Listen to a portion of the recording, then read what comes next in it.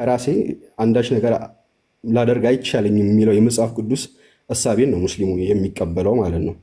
እና በዚህ አኳኋን የኢየሱስ ነብይነቱን እና እንቀበላለን ማለት ነው። መሰቀሉ ጉዳይ ላይስ ኢየሱስ ተሰቅሏል እንዴ? ሙስሊሙ እንዴት ነው የሚያስበው የሚል ጥያቄ ይነሳል። አላህ ኢየሱስ 5 ነብያቶችን በሰዎች እንደማይገደሉ ቃል የገባላቸው 5 ነብያቶች አሉ። ከዛ ውስጥ ቢያንስ 3ቱ ልንገር፣ ሙሴ፣ ኢየሱስና ነቢዩ መሐመድ። 3ቱ በሰዎች እጅ እንደማይገደሉ ቀድሞም በትንቢት መልክ ተነግሯቸዋል። በሰው እጅ አይገደሉም፣ ሞትም በሰው እጅ አይገደሉም፣ በሌላ አስባብ ይሞታሉ እንጂ ማለት ነው። እና ኢየሱስ እኛ ሙስሊሞች እንደምናምነው እንዳረገ ነው የምናምነው። ኦኬ፣ ማንን ነው የሰቀሉት ከተባለ ኢየሱስን ሊይዝ ከመጣው ወታደር አንደኛው በሱ ተመሰለባቸው ይላል። እሱን ነው ወታደሩን ነው የገደሉት፣ ሰቅለው እንትን ያሉት። ባይገርም ከታሪክ አንጻር አሁን አበባ ጉንጉን መሪዎች ሲመጡ ይቀመጣል አይደል? መሪዎች ሲመጡ 4 ኪሎ ላይ የሆነ በየሀገሩ ጠቅላይ ሚኒስትሩ ሲሄዱ ያቺ አበባ ጉንጉን ማስቀመጥ የተጀመረው ያኛው ንጉስ ያኛው ወታደር ጠፍቶብናል እና የዛን ወታደር ማስታወሻነት ነው እስካሁን ዘመን ድረስ ያችን ጉንጉን እያስቀመጡ እስካሁን ድረስ የቀጠለው ማለት ነው። እና ኢየሱስ አድርጓል እንጂ አልተሰቀለም። ይህም ማስረጃ ከመጽሐፍ ቅዱስም ማግኘት ይቻላል ይላል መጽሐፍ ቅዱሱ። እና ወታደሩን የሰቀሉት ለካ ወታደሩን የሰቀሉት ይላል። ወታደሩ መስቀሉን አይናገርም መጽሐፍ ቅዱስ ላይ። በእርግጥ ግን እኔን ልታገኙ አችሉም አድርጋለሁ ቀድሞ እንደሚያደርግ ይናገራል። እኔ መጽሐፍ እጄ ላይ ስለሌለ ነው። ከነ እንትኑ ሌላ ጊዜ ካገኘው ከነ ምዕራፉ ላሳይ ይችላለሁ። እንዳልተሰቀለ የሚናገርበትን ቦታ ልታካፍለን ትችላለህ? ቀድሞውኑ እንደሚያደርግ ነው የተናገረው እንጂ እሰቀላለሁ የሚል ነገር አልተናገረም።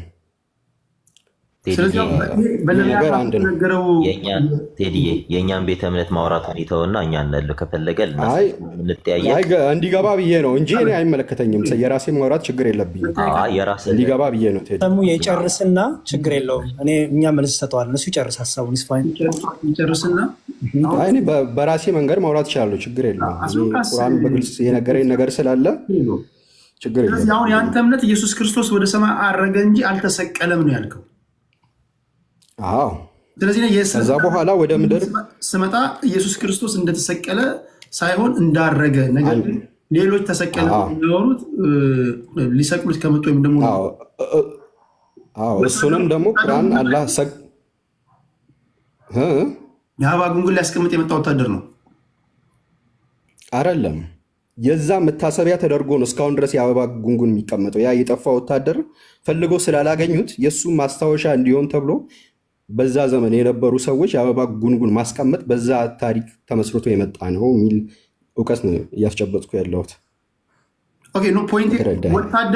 ወታደሩ ምን ነበረ? ወታደሩ ነው የተሰቀለው። ኢየሱስን ሊይዝ ከሄዱት ወታደሮች ያኛው ነው ተመስሎ እሱ ተመሰለባቸው። ከዛ ኢየሱስን አገኘም ብለው እሱን ወስደው ነው የሰቀሉት ነው። ኢየሱስን አገኘም ብለው ከእነሱ ጋር አብረው የነበረው ወታደር ሰቀሉት። ወታደሩን የሰቀሉት እና ኢየሱስ ሁለተኛው ሰማይ ላይ ይገኛል በእስልምና አስተምሮት ማለት ነው። ከዛ በኋላ ወደ ምድር ይመጣል። ወደ ምድር ሲመጣ መጨረሻው ዘመን ላይ ደጃል የሚባል ነገር አለ። ያ ዓለምን ሐሰተኛው መሲህ ማለት ነው። አቁም ሰቃዮቹ አብሯቸው ኢየሱስን ሲያሳድድ ተመሰለባቸው ማለት ነው። ተመሰለባቸው ይላል አላህ ሱብሃነሁ ወተዓላ። ኢየሱስን የሚያሳድዱት አብሮ እያሳደደ የነበረው ሰውዬ የነበረው ሊይዘው የመጣው እሱን ተመሰለባቸው። ኢየሱስ እንደሆነ ተመሰለባቸውና ያን ይሁዳ እንደሰቀሉት ነው ቁርአን። ጓደኞቹ ምናምን ሄዱ ወታደሮች ሌሎች ጓደኞች አብሮ ከኛ ጋር ያለ ነው ምናምን እነሱ ጓደኞቹ እኮ ነው የያዙት። ጓደኞቹ ነው የያዙት። ስለዚህ ኢየሱስን አላገኘነውም። እሱ ተነጥሎ ነበር ሄደው። እሱ ተነጥሎ ነበር ሄደው። ለሶስት ሆኖ ሳይሆን ሄዱት። እሱ ተነጥሎ ነበር ሄዶ አገኘው። ከዛ አላገኘውም። እሱ ሳያገኘው ቀድሞ አድርጓል። ከዛ በኋላ የኛው ደግሞ እሱ ተመሰለባቸውና አገኘ ነው ብለው 3 ነበሩ። 2 አንድ ጓደኛቸውን ይዘው ወደ መሰቀያ ቦታ ወስደው እሱን ከነ ዩኒፎርሙ ወይስ ሰቀሉት ማለት ነው። አይደለም ተመሰለባቸው፣ ኢየሱስም መሰላቸው ነው። መሰለላቸው ዩኒፎርሙን እንዳደረሰው አውልቆ ነበር። እሱን እኔ አላየሁም። ለምን እዛ ጋር አሁን ክርስቲያኖች ኢየሱስ ክርስቶስ ያው ምስሉን እንደምታውቀው ነው እና ምናልባት ወታደሩ ከነ ዩኒፎርሙ ከሆነ የያዙት ዩኒፎርም ደግሞ ከመደበኛው ከሲቪሊያን የሚለየ ነው እና እንዴት ተመሳሰለ ስትል ባልባስ ኢየሱስን የመሰለባቸው ፈጣሪ እሱን እንዲመስል መሰለባቸው። አይናቸው ላይ የሚጋረድ ነገር አለ አይደል? አይን ላይ እንደዚህ አይነት ነገር ነው። በዛ አይነት መንገድ ተረዳው። እንደዛ ተረዳው። ከዛ በኋላ ካረገ በኋላ ሁለተኛ ሰማይ ላይ ይገኛል ማለት ነው አሁን ኢየሱስ። ከዛ በኋላስ ወደ ምድር ይመጣል የሚለው አዎ ይመጣል እንላለን። ከመጣ በኋላስ ምንድን ነው ስራው? ለምን ፐርፐዝ ነው የሚመጣው የሚለው ነገር ደግሞ እሷ ወሳኝ ነገር ናት። ሲመጣ ደጃል የሚባል ሐሰተኛው መሲህ የሚባል ይመጣል፣ ምድርን የሚበክል ማለት ነው። ኢየሱስ እንደመጣ ያን ደጃል የሚባለውን ፍጥረት ይገለዋል። አንደኛው ስራው እሱ ነው። ይገለውና ዓለም ፍትሃዊ ትሆናለች፣ በፍትህ ትቆያለች። ኢየሱስ በነበረበት ጊዜ ማለት ምድር ላይ 40 ዓመት ይቆያል ተብሎ ነው በሐዲስ አስተምሮት ያለው። 40 ዓመት ኢየሱስ ምድር ላይ ይቆያል። ከዛም እንደ ሰው ሞቱን ይሞታታል ነው። ምክንያቱም አላህ ብቻ ነው የማይሞት፣ ፍጥረታት ሁሉ ሟቾች መሆናቸውን ይገልጻል ማለት ነው። ከሰዓት አንጻር ኢየሱስ ተመልሶ ሲመጣ ደጃች ነው ያልከው? ደጃል የሚባል ፍጥረት አለ። ደጃል የሚባል ፍጥረትም አብሮ ይመጣል ወይስ የነበረ ነው? አይ እሱ ቀድሞ ነበር። ደጃል የሚባለው መጨረሻው ዘመን ምልክቶች ውስጥ አንደኛው ነው። አብሮውን አሁን ከኛ ጋር እየኖረ ነው ያለ እንስሳ ነው ወይስ ከኢየሱስ ጋር መጫ አብሮ ይመጣል? እሱ አይደለም፣ ምድር ላይ እሱ ሌላ ራሱን የቻለ ሰፊ ርዕስ ነው። እሱ ምድር ላይ ተዘግቶበት ያለ ፍጥረት ነው። ከዛ በኋላ ይመጣል፣ ዓለምን ሁሉ እኔ ጌታ ነኝ እያለ ህዝቦችን በተለይ አይሁዶች ይከተሉታል። ሌሎች ህዝቦችንም ማንኛውም ነገር ማድረግ ይችላል። ምድር ላይ ሁሉ ስልጣን ይኖረዋል። ነገር ግን ሐሰተኛ ነው እና ያንን ፍጥረት ኢየሱስ ይገለዋል። ከገደለው በኋላ ዓለም በሰዓቱ ሰላም ትሆናለች። ከዛ በኋላ ኢየሱስ 40 ዓመት ይኖርና እንደ ሰው ከዛ በኋላ እንደኛው እንደ ሰዎች ይሞታል ማለት ነው። ይህ የሚያሳየው አላህ ከሱ ውጭ ፍጥረታት ሁሉ ሟቾች መሆናቸውን እናምናለን ማለት ነው። ያ ነው አጭሩ። ዞረ እንመጣለን። ቢያንስ ያምነው ምንም ይሁን ምን ትርጉም ይሰጣል። የተናገረው ነገር እኔ ሜክ ሴንስ እውነት ነው አይደለም የሚለው ወንድሞች እርስ በርስ የሚያደርጉት መጠያየቅ ነው። ለምንናገረው ቢያንስ ከአስተምሮታችሁም ቢሆን ማስረጃ ጥቅሶች ምናምን ቢኖሩ ጥሩ ነው። ምክንያቱም ወንድሞች ሲጠይቁ የሌለ ነገር ከሆነ እኔና እኔን መሰሎች ወደ ሌላው እንሄዳለን ማለት ነው። እየተማማርን ያለ ነው። ክብራትና ክብራን ታፕታፕ እያደረጋችሁ እንዴ ፈዛችኋል። እዚህ ጋር ያላችሁ ሰዎች 1900 ሰዎች ታፕታፕ አድርጉ። እኔ ያለሁበትን ቦታ ታፕታፕ አድርጉ። አይ ነው ፖለቲካዊ ውይይት ነው። ከዚህ ቀደም የምታውቁት አሁን ለዘላለማዊ ህይወታችን የሚበጀንን ነገር እናድርግ እያልን ያለ ነው። ቁም ነገር እያገኛችሁ እንደሆነ ተስፋ አድርጋለሁ። መዝሙር ያሬድ እንኳን ደህና መጣ ወንድሜ። እሺ ሰላም ይሁን ለሁላችሁ። ክርስቶስ ተንሥአ እሙታን በአብይ ያለው ስልጣን አሰሮ ለሰይጣን አግዓዞ ለአዳም ሰላም እምይእዜሰ ኮነ ፍስሐ ወሰላም። ይሄ ሰላምታችን ነው። ከጌታ ትንሣኤ ጀምሮ እስከ በዓለ ጰራቅሊጦስ ድረስ መንፈስ ቅዱስ እስከሚወርድበት ቀን ድረስ ወይም በዓለ ጴንጤቆስጥ የሚባለው በዓል እስኪደርስ ድረስ በገባንበት ቤቶች ሁሉ ይህን ሰላምታ እናቀርባለን። ክርስቶስ ከሙታን መሃል በኃይሉ በስልጣኑ ተነስቷል፣ አዳምን ነፃ አውጥቶታል እያልን ይሄን ሰላምታ እናቀርባለን። የሰላምታ ትርጉም ይሄ ነው። ቴዲዬ ለሁላችሁም ሰላም ይሁን ብያለሁ። አመሰግናለሁ ይህን ዕድል ስለሰጠኝ። ኦኬ እኔ የኦርቶዶክስ ቤተክርስቲያን ዲያቆን ነኝ። ከኢትዮጵያ ኦርቶዶክስ ተዋሕዶ ቤተክርስቲያን ነኝ ማለት ነው ማንነቴ ካስፈለገ። ስለዚህ የምናገረው የኢትዮጵያ ኦርቶዶክስ ተዋሕዶ ቤተክርስቲያን የሆነውን ወንጌልን ትክክለኛውን የእግዚአብሔርን ቃል እናገራለሁ። መንፈስ ቅዱስ ማስተዋል ጥበብ ለሁላችን የሚስጠን ይርዳል። እንግዲህ ጥያቄ የነበረው እኔ ወደ እምነት ልመጣ ብፈልግ ምን ብላችሁ የምታስተምሩኝ ነው የመሰለኝ። እና ወንድሞቻችን በተለይ አሁን ሙስሊም ወገናችን ቴዲ ሙስሊም ሊሆን ቢፈልግ የሚገባህን ነገር የነገረ አይመስለኝም። ለእያንዳንዱ ላነሳው ነገር መልስ ሰጣለሁ። እስልምናውንም አይ ዶንት ቲንክ በቅጡ ያነበበው ስላልመሰለኝ በኋላ ላይ ጥያቄና መልስ ላይ ሆፕፉሊ ስለ ኢሳ ጠይቀዋለሁ። በደንብ ማወቅ ያለብን ነገር ኢሳና ኢየሱስ አንድ አይደሉም። እኔ ለምን ሰዎች ራሳችን እንደምናታልል አይገባኝም። መጽሐፍቶቻችን ቁርአንም ሆነ መጽሐፍ ቅዱስ ስለ ኢሳ የሚያወራው ቁርአን፣ ስለ ክርስቶስ የሚያወራው መጽሐፍ ቅዱስ አይገናኙም። ተገናኝተውም አያውቁም። ዲስክሪፕሽኑም አይገናኝም። አለስ ካላነበብን ካላጠናን፣ ኦር ደግሞ ሰዎች ለመሸወር ካላሰብን በስተቀር አንድ ናቸው እያሉ ራሱን ማታለል ትክክል አይመስለኝም።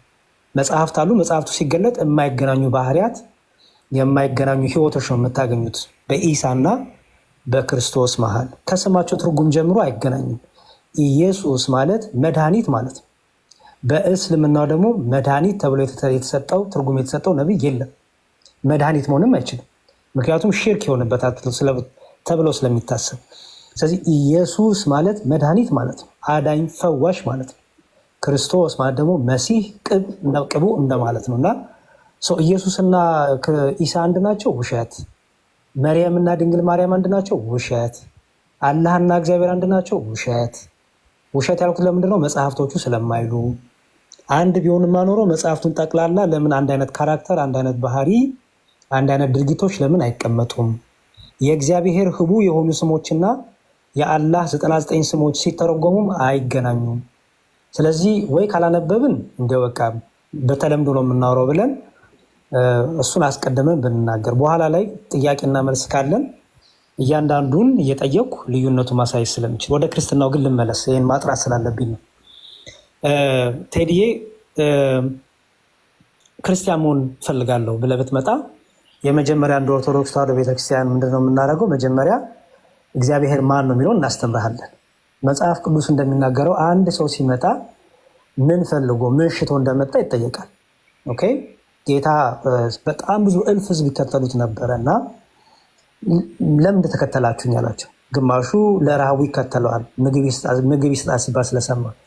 ግማሹ በሽተኛ ስለሆነ ለፈውሱ ይከተለዋል፣ ፈዋሽ ነው ሲባል ስለሰማ።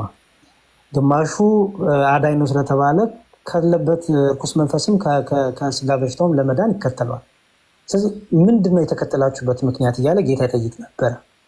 ስለዚህ የመጀመሪያ አንተን የምንጠይቅ ክርስትናውን ፈለግኩ ስትል መልካም ፈቃደኝነትን መጀመሪያ እንጠይቃለን ማለት ነው። በግድ የሚባል ነገር ስለሌለ። ከዛ ቀጥሎ የምናስተምር አምላካችን እነግርሃለን። አምላካችንን ስንነግርህ እኛ ባሰብነው እኛ በሰፋ ነው ጭንቅላታችን በተመቸው ሳይሆን ራሱ አምላካችን ራሱ እንዴት ገለጠ ብለን ነው የምንነግርህ። እግዚአብሔር ለእኛ እንዴት ተገለጠልን፣ ራሱ አምላክ ለእኛ እንዴት ገለጠልን እንጂ እኔ እንዴት ተረዳሁት፣ እኔ እንዴት ሰፋሁት፣ እኔ የሚመቸኝ የማይመቸኝ እንዲሁ ይሄ እኮ ለአምላክ ይስማማል አይስማማም እያልኩ ከከፋፈል ነው ጣዖት ነው የሚሄድብን። የመጀመሪያው መነሻው የሚሆነው አንደርስታንዲንጋችን ለአንተም ቴዲ የምንነግር ስትመጣ እግዚአብሔር እንዴት ራሱን ገለጠ የሚለው ነው የምናብራርል ማለት ነው። እንግዲህ የእኛ የክርስቲያኖች አምላክ እግዚአብሔር ራሱን ሲገልጥ በአንድነትና በሶስትነት ገልጧ ብለን እናምናለን። ለምሳሌ በኦሪት ዘፍጥረት ምዕራፍ 1 ቁጥር 26 ላይ እግዚአብሔር አዳምን ሲፈጥር ምን ብሎ ፈጠረ? እግዚአብሔርም አለ ሰውን በመልካችን እንደ ምሳሌያችን እንፍጠር አለ። እግዚአብሔር እንደ ምድራውያን ነገስታት እኛ እያለ ማውራት አይጠበቅበትም። ምድራውያን ነገስታት በብዙ ሲያወሩ ራሳቸውን ለማግነን፣ ለማድነቅ፣ ለማላቅ፣ ለማኮፈስ ይጠቀሙታል። እግዚአብሔር በባህሪው ራሱን ማኮፈስ አይጠበቅበትም። እኛ እያለ ሲያወራ ለመኮፈስ፣ ለመላቅ፣ ራሱን ከፍ ለማድረግ አይደለም። ፍጥረት ከፍ ያደርጓል እንጂ እግዚአብሔር ራሱን ከፍ ለማድረግ የሚሞካከር እንደሚደክም አምላክ አይደለም። እግዚአብሔር ታዲያ እኛ ሲል ምን ማለት ነው ስንል ሶስትነቱን እየተናገር ነው ብለን እናስተምራለን። ለምን ቢባል እንፍጠር የምትል ቃል አለች። ሰውን በመልካችን እንደ ምሳሌያችን እንፍጠር ይላል። ስለዚህ እንፍጠር ሲል መፍጠር መቼም ለሰዎች አይሰጥም። እግዚአብሔር ሲፈጥር የመላእክትንም እገዛ አይፈልግም። እግዚአብሔር ሲፈጥር የፍጡራን እገዛም አይፈልግም። እንፍጠር ሲልም ራሱን ለማግነን ለማላቅ እንደ ምድራዊ ነገስታትን እያደረገ አይደለም። ስለዚህ እግዚአብሔር እንፍጠር ሲል ሶስትነቱን ገለጠ ብለን እናምናለን። ይህንን እነግርሃለን። እግዚአብሔር በኦሪት ዘፍጥረት ምዕራፍ 1 ቁጥር 1 ላይ እግዚአብሔር በመጀመሪያ ሰማይና ምድርን ፈጠረ ይልና ከዛ በኋላ የእግዚአብሔርን መንፈስ በውሃ ላይ ሰፎ ነበር ይላል። ስለዚህ እግዚአብሔር ሰማይና ምድርን ፈጠረ አይደል? የእግዚአብሔርን መንፈስ ይላል። ቅዱሱ የእግዚአብሔር መንፈስ ቅዱስ የምንለው ሕይወትን ሰጪ የሆነውን መንፈስ ቅዱስን ደግሞ አመጣ። ከዛ ደግሞ እግዚአብሔር ይሁን አለ፣ ብርሃን ይሁን አለ ይላል። የእግዚአብሔር ቃሉ ፈጣሪ ነው፣ ምክንያቱም የፈጠረ ስለሆነ። የእግዚአብሔር ቃሉ ደግሞ አካላዊ ቃል ልጁ ኢየሱስ ክርስቶስ ይባላል። እሱም በኋላ በደንብ በጥቅስ ስለማመጣው ማለት ነው። ስለዚህ ራሱ ኦሪት ዘፍጥረት ምዕራፍ 1 ቁጥር 26 እነዚህ የእግዚአብሔርን ሶስትነቱን አንድነቱን ያሳያሉ። እግዚአብሔር አለ ሲል አንድነቱን፣ እንፍጠር ሲል ሶስትነቱን፣ እግዚአብሔርም ሰማይና ምድርን ሲል አንድነቱን፣ መንፈስ ቅዱስን ሲያመጣ ደግሞ ከሶስቱ አካል አንዱ አካል ማምጣቱን እንማራለን። በመዝሙረ ዳዊት መዝሙር 33 ቁጥር 6 ላይ እንዲህ የሚል ቃል እናገኛለን። መዝሙረ ዳዊት መዝሙር 33 ቁጥር 6 ላይ ምን የሚል ቃል እናገኛለን? በእግዚአብሔር ቃል ሰማዮች ጸኑ፣ ሰራዊቶቻቸው ሙሉ በአፉ እስትንፋስ ይላል። በእግዚአብሔር ቃል ሰማዮች ጸኑ ይላል። ጸኑ ማለት ተፈጠሩ ማለት በምኑ? በቃሉ ተፈጠሩ። ቃሉ አድራጊ ነው፣ ቃሉ ፈጣሪ ነው፣ ቃሉ ሰሪ ነው። ያ የእግዚአብሔር ቃሉ ደግሞ አካላዊ ቃል ኢየሱስ ዓለማትን ሁሉ በፈጠረበት በልጁ ይላል ቅዱስ ጳውሎስ። ስለዚህ የእግዚአብሔር ቃሉ የተባለው ልጁ ኢየሱስ ክርስቶስ ወይም አካላዊ ቃል ነው። ዮሐንስ ወንጌል ምዕራፍ 1 ቁጥር 1 ላይ በመጀመሪያ ቃል ነበረ፣ በመጀመሪያ ንግግር ነበረ አይባልም። ምክንያቱም ነበር የሚባለው እኔነት ያለው ህላዌ ያለው ነው። ግዕዙ ህላዌ ህልወ፣ ህልው ሆነ ማለት እኔነት ያለው ማለት ነው። እና በመጀመሪያ ቃል ነበር ሲል በመጀመሪያ ንግግር ነበር አይባልም። በመጀመሪያ ዝሩ የሆነ ንግግር ነበር አይባልም። በመጀመሪያ ቃል ነበር ሲል እኔነት ያለው ነበር የምትለው እኔነት እንዳለው ያሳያል። ያ ደግሞ ዓለማትን ሁሉ በቃል ፈጠረ የሚለው ማለት ነው። ያ በልጁ የፈጠረበት በመጀመሪያ ቃል ነበር፣ ቃልም ደግሞ በእግዚአብሔር ዘንድ ነበረ፣ ቃልም ደግሞ እርሱ ራሱ እግዚአብሔር ነው። የእግዚአብሔር ቃሉ እግዚአብሔር ነው። ቃል ደግሞ ምን አለ? ስጋ ሆነ አለ። ስለዚህ በተለየ አካሉ ኢየሱስ ክርስቶስ ከሶስቱ ቅዱስ አንዱ ቅዱስ፣ ከሶስቱ አካል አንዱ አካል፣ አካላዊ ቃል ቅድም ቃል ያልነው ማለት ነው። ስጋን ተዋህዶ ከድንግል ማርያም ሰው ሆነ ማለት ነው። ስለዚህ ዳዊት አመጣና መዝሙረ ዳዊት መዝሙር 33 ላይ በእግዚአብሔር ቃል ሰማዮች ጸኑ፣ ሰራዊቶቻቸው ሙሉ በአፉ እስትንፋስ አለ። የአፉ እስትንፋስ በመጽሐፍ ቅዱስ የእግዚአብሔር እስትንፋስ፣ ቅዱስ የእግዚአብሔር መንፈስ የተባለው መንፈስ ቅዱስ ነው። መንፈስ ቅዱስ ራሱ ፈጣሪ ተብሏል። ለዚህ ማስረጃ ደግሞ መጽሐፈ ኢዮብ ምዕራፍ 33 ቁጥር 4 ላይ የእግዚአብሔር መንፈስ ፈጠረኝ አለ።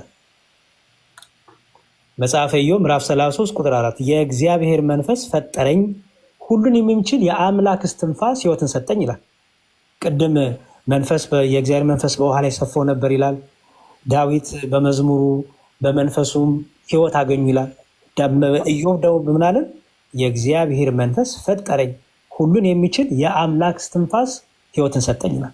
ስለዚህ ቅዱሱ የእግዚአብሔር መንፈስ ቅዱስ እንለዋለን።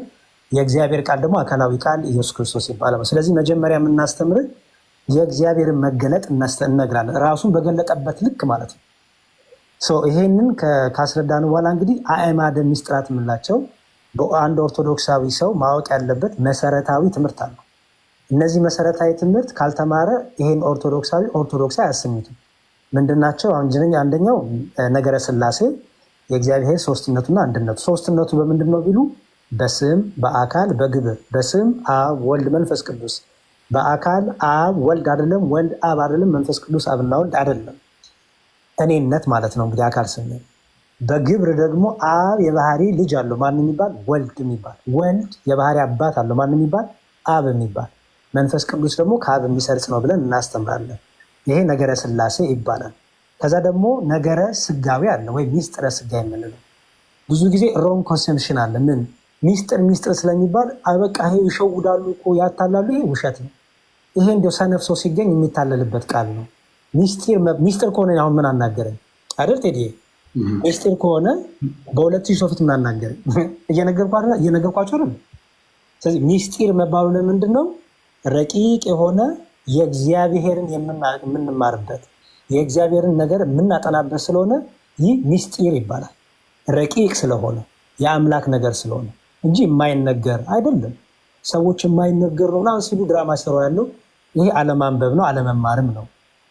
ከዛ ነገረ ስጋዊ አለ። ነገረ ስጋዊ ማለት ቃል ስጋ ሆነ የሚለውን ትምህርት የምናብራራበት ነው ማለት ነው። ቃል ስጋ ሆነ የሚለው ከዛ ነገረ ጥምቀት አለ። ስለ ጥምቀት አንድ ክርስቲያን ጥምቀት ምንድን ነው? በጥምቀት የሚገኘው ጸጋ ምንድን ነው? በብሉይ ኪዳን ምን ትንቢት ነበር? በአዲስ ኪዳን ምን ተደረገ የሚለው እንማር። ከዛ ቅዱስ ቁርባን አለ። ቅዱስ ቁርባን ደግሞ ስለ ጌታ ስጋና ደም የምናወራበት ወይም ስለ ህብስቱና ስለ ጽዋ የምናወራበት ነው። የመጀመሪያው ትንሣኤ፣ የመጨረሻው ትንሣኤ ሙታን ነው። ከሞት በኋላ ስላለው ህይወት እኛና እስልምና እዚህ ላይ የሚገርም ልዩነት አለ። በተለይ ከሞት በኋላ ስላለው ህይወት በጣም ምንም የማይገናኝ ነገር አለ። እዚህ ጋር ሲመጣ ደግሞ ጭራሽ ምንም አይገናኝ። የብርሃንና የጨለማ ያለ ልዩነት አለ። እኛ ከሞት በኋላ እግዚአብሔርን ከመላእክቱ ጋር ማመስገን ነው ህይወታችን። በቃ አለቀ። ከሞት በኋላ ህይወታችን ይሄ ነው። በእስልምና በኋላ ወንድማችን ጠይቋለሁ ከሞት በኋላ ያለው ህይወት እንዴት ነው የሚለውን ይነግሩናል፣ ያስረዱናል። ይሄ ትልቁ የሚለየን ነገር ነው ማለት ነው። በክርስትናው እነዚህ 5ቱን አዕማደ ምስጢራት ትማራለህ ማለት ነው። ከዛ ደግሞ 7ቱ ምስጢራተ ቤተክርስቲያን ይባላሉ። 7ቱ ምስጢራተ ቤተክርስቲያን ማለት ለምሳሌ ዲያቆን ክህነት እንዴት ነው የሚሰጠው? ለአንድ ዲያቆን ለአንድ ካህን ክህነት እንዴት ይሰጣል የሚባለውን ሚስጥረ ክህነት ተብሎ ክህነትን የምንማርበት፣ ሚስጥረ ንስሐ እንዴት እንደምንገባ፣ ሚስጥረ ጥምቀት፣ ሚስጥረ ቀንዲል ወይም ለበሽተኞች የሚጸልይ ጸሎት ተብሎ ወይም ቅባ ቅዱስ ምን ነው ማለት ነው፣ ሚስጥረ ሜሮን እየተባለ ሚስጥረ ቁርባን፣ እነዚህ 7ቱ ሚስጥራተ ቤተክርስቲያን ይባላሉ። እነዚህን ከተማርክ በኋላ ነው እንግዲህ ወደ ጥምቀቱ መጥተህ በአብ በወልድ በመንፈስ ቅዱስም ተጠምቀህ ዳግም ተወልደህ ልጅነትን የምታገኘው። እኛና ሙስሊም ወገኖቻችን ቅድም ያልነገረ ሙስሊም ወገን ወንድማችን ያልነገረ ምን ልዩነታችን? እኛ አምላካችንን አባታችን እንለዋለን። እኛ አምላካችን ብቻ አይደለም አባታችንም ነው። ለዚህ ነው ከአብ ከወልድ ከመንፈስ ቅዱስ እንወለድና የእግዚአብሔር ልጆች እንሆናለን እናለን። እኛ አምላካችን ቅርባችን ነው። አምላካችን ብቻ አይደለም አባታችን ነው። እንደ አባት የምናወራው ነው። በእስልምናው አላህን አባት ማለት አይቻልም፣ ክልክል ነው፣ ነውር ነው፣ አይቻልም። ስለዚህ አላህና እግዚአብሔር አንድ ሊሆኑ አይችሉም። እኔ አምላኬን አባቴ እያልኩት አይ አላህና እግዚአብሔር አንድ ናቸው በል ከተባልክ ይሄ የሚያስቅ ነው። እኛ እግዚአብሔር አባታችን ነው፣ እኛ ደግሞ በጸጋ ልጆቹ ነን። ክርስቶስ የባህሪ ልጁ ነው፣ እኛ ግን በጸጋ ልጆቹ ነን። ስለዚህ ይሄንን ተምረህ እንግዲህ በአብ በወልድ በመንፈስ ቅዱስን ትጠመቃለህ። በምትጠመቅበት ጊዜ ከክርስቶስ ከሞቱና ከትንሣኤው ጋር ህብረት ታደርጋለህ። ክርስቶስን ትለብሳለህ። ዳግም ከውሃና ከመንፈስ ትወለዳለህ። ዮሐንስ ወንጌል ምዕራፍ 3 ቁጥር 5፣ ሮሜ 6 ከቁጥር 1 ጀምሮ አሁን ያልኩን ሁሉ ይጠቀልላል ማለት ነው። መጨረሻ ማጠቃለያ እናንተ ጋር ያለው ጥምቀት በውሃ ነው። ቅድም አንድ ወንድሜ ከኢቫንጀሊስት ይመስለኛል 3 አይነት ጥምቀት ነው ያለው ብሏል። በውሃ በመንፈስ ቅዱስና እሳት ብሏል። እናንተ ጋር 3 አይነት ጥምቀት ነው ያለው ወይስ አንድ አይነት ነው? እንደዛ ብሎ ነገር የለም። ሐዋርያቱ ሲያጠምቁ የነበሩት የውሃ ጥምቀቱ ሲያጠምቁ የነበሩት ስለዚህ በውሃ ነው። በአብ በወልድ በመንፈስ ቅዱስም እንጠመቃለን። በዛ በውሃ ውስጥ ውሃው የሚታየው ውሃ ነው ቴዲዬ። ውሃው ምንም የስትራክቸር የከለር ለውጥ የለውም። ውሃ ነው። ግን በዛ ላይ የእግዚአብሔር ቃል የእግዚአብሔር መንፈስ በዛ ላይ ስለሚያድር በሚታየው ውሃ የማይታየውን ጸጋና ልጅነት እናገኛለን ብለን እናምናለን። ስለዚህ ያ ውሃ ከመንፈሱና ከቃሉ የተለየ አይደለም። ለዚህ ነው ውሃው ኖርማል ውሃ አይደለም ሲባል የከለር ለውጥ ኖሮት ወይ ምናምን የስትራክቸር ኖት ወይ ደግሞ ውስጡ ያሉት የሚነራል ለውጥ ኖሮት አይደለም። ውሃው ግን ልክ የአብ ወልድ መንፈስ ቅዱስም ሲጠራበት ውሃው ከቃሉ ውሃው ከመንፈሱ ጋር ህብረት ያደርግና ከመንፈስ ቅዱስ እንወለዳለን ምነው። ለዛ ነው። እሺ ዞሮ ይመጣል። እርስ በርስም በሰከነ መንገድ የምትጠያየቁት ጥያቄ ለእኛ እውቀት ስለሚሆን አንዳንዶቻችሁ ከኛ የማወቅ ሰውን ያስገባው ከእስልምና ትለኛለህ። ካላወቅ ለምን ገባ ሃይማኖት ውስጥ ለመደከስ ትልካለህ። ይህን የማታውቁትን ብቻ ነው የምቀበለው ብያለሁ እኮ። ለመታየት ነው የላከው። ታዲያ ምን ላድርግ? አላቅም እኮ ከኛ የማወቅ ሰውን ያስገባሁት ለኛ እንዴት ነው ያለ ነገር ነው። ካላወቀ ምን ይሰራል? ቁጭ ብሎ ከኔ ጋር ማርታፕታፕ እያደረገና ሪኩዌስት ስትልኩ የምታውቁ ብቻ ሁኑ። አይዶን ሆነ አላቅም። ግን አሁን እየተማርኩ ያለው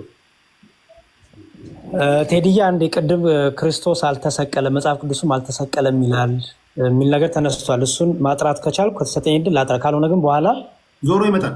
ችግር የለውም። እግዚአብሔር ይስጥልኝ። ቴንኪው በጣም ከልብ ነው የማመሰግነው። በፍጹም ጨዋነታችሁ ቁም ነገር። ፖለቲከኞች ነው ሳወያይ የነበረው። ያው ታውቃላችሁ፣ ምናልባት እዚህ ፖለቲካ ጉዳይ ላይ ካላችሁ አልፎ አልፎ በሀገር ጉዳይ አሁን የመንፈሳዊ ዓለምን ሳወያይ እንደጠበቅኩት ነው እያገኘኋቸው ያለሁት።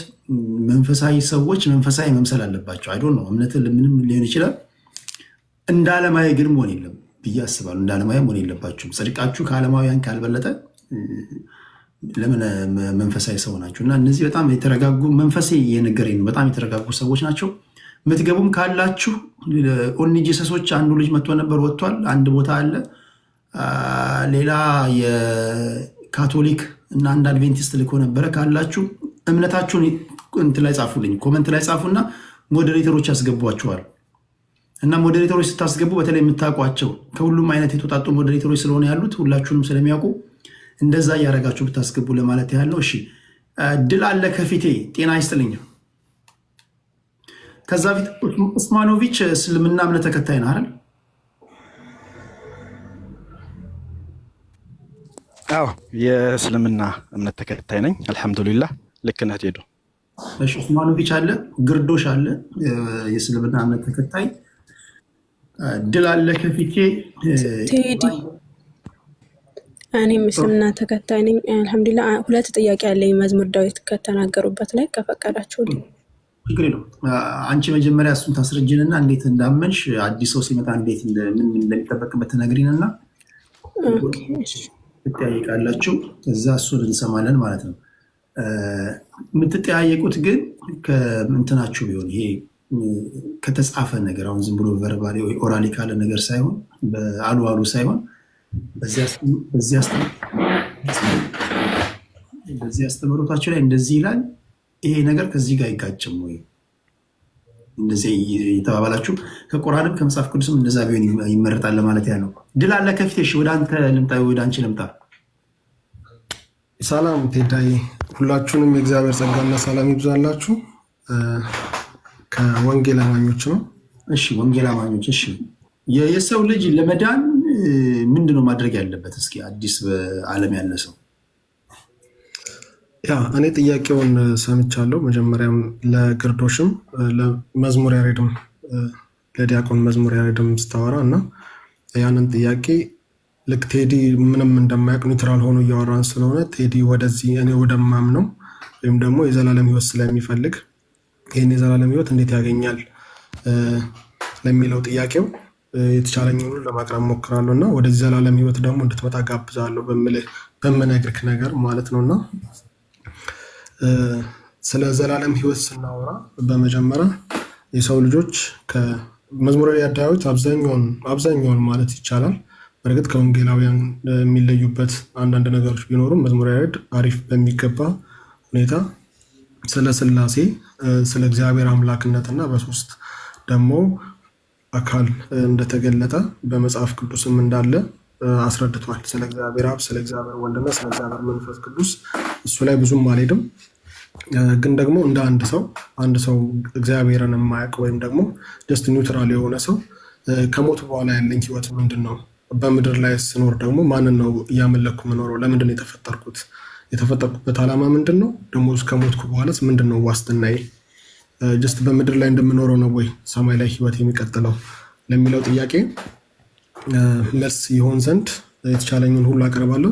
እንደ ወንጌል አማኝ ወይም ደግሞ በመጽሐፍ ቅዱስ እንደሚያምን ሰው ልጁ ኢየሱስ ክርስቶስ ለሰው ልጆች ሁሉ ኃጢአትና በደል ራሱን በቀራንዮ መስቀል ላይ አውሎ ስለ ሰው ልጆች ሁሉ ኃጢአት ራሱን በቀራንዮ መስቀል ላይ ሰጥቶ ከእግዚአብሔር አብ ጋር ያስታረቀን እሱ ነው ብለን እናምናለን።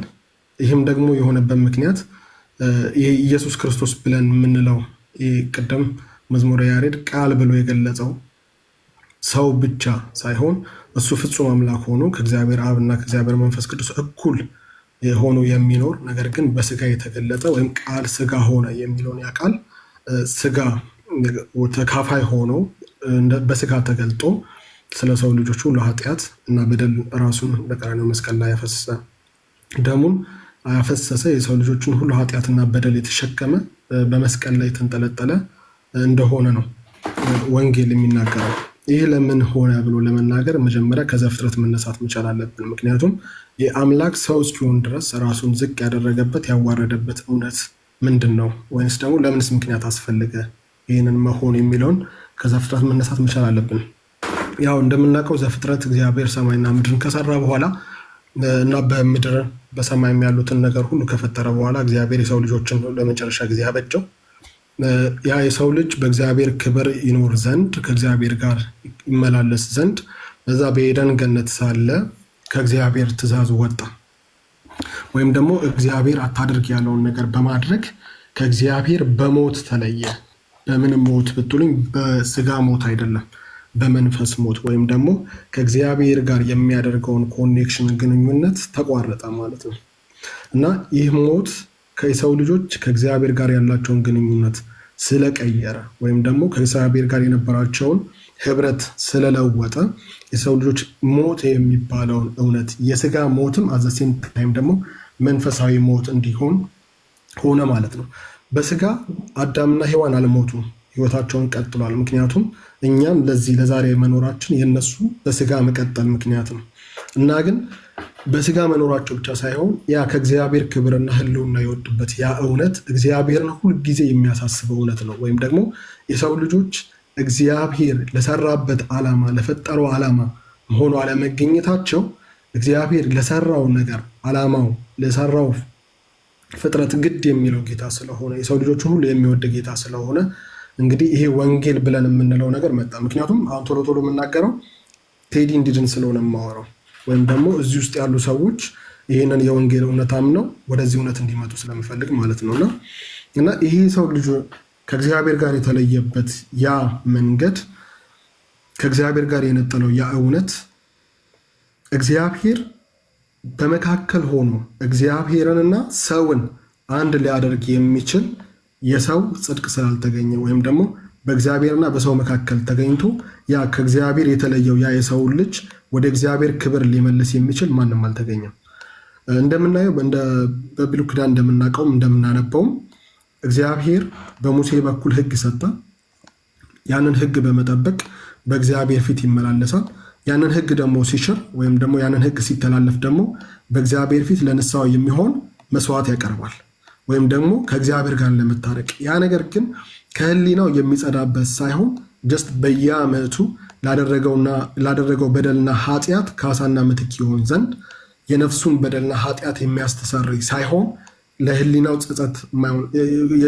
ጸጸት እንደገና የሚወቅስበት ህይወት ውስጥ እየተመላለሰ በየዓመቱ በዛ የኃጢአት ልምምድና የኃጢአት ህይወትና ስርዓት እንዲኖር አድርጎታል። ያ እውነት አሁንም ከእግዚአብሔር ጋር እንደገና መጀመሪያ የነበረው የኤደን ገነትን ህይወት ኖሮ እንዳይኖር ወይም ደግሞ እንዳይመላለስ አድርጎታል። ዛትስዋይ እግዚአብሔር መጽሐፍ ቅዱስ ላይ ሲናገር እግዚአብሔርም አየ ይላል። ኢሳያስ መጽሐፍ ላይ ስናነብ እግዚአብሔርም ወደ ምድር አየ ተመለከተም፣ ሰውም እንደሌለ አየ። ሰው እንደሌለ ሲል ጀስት በምድር ላይ የሚኖር ሰው የለም አይደለም።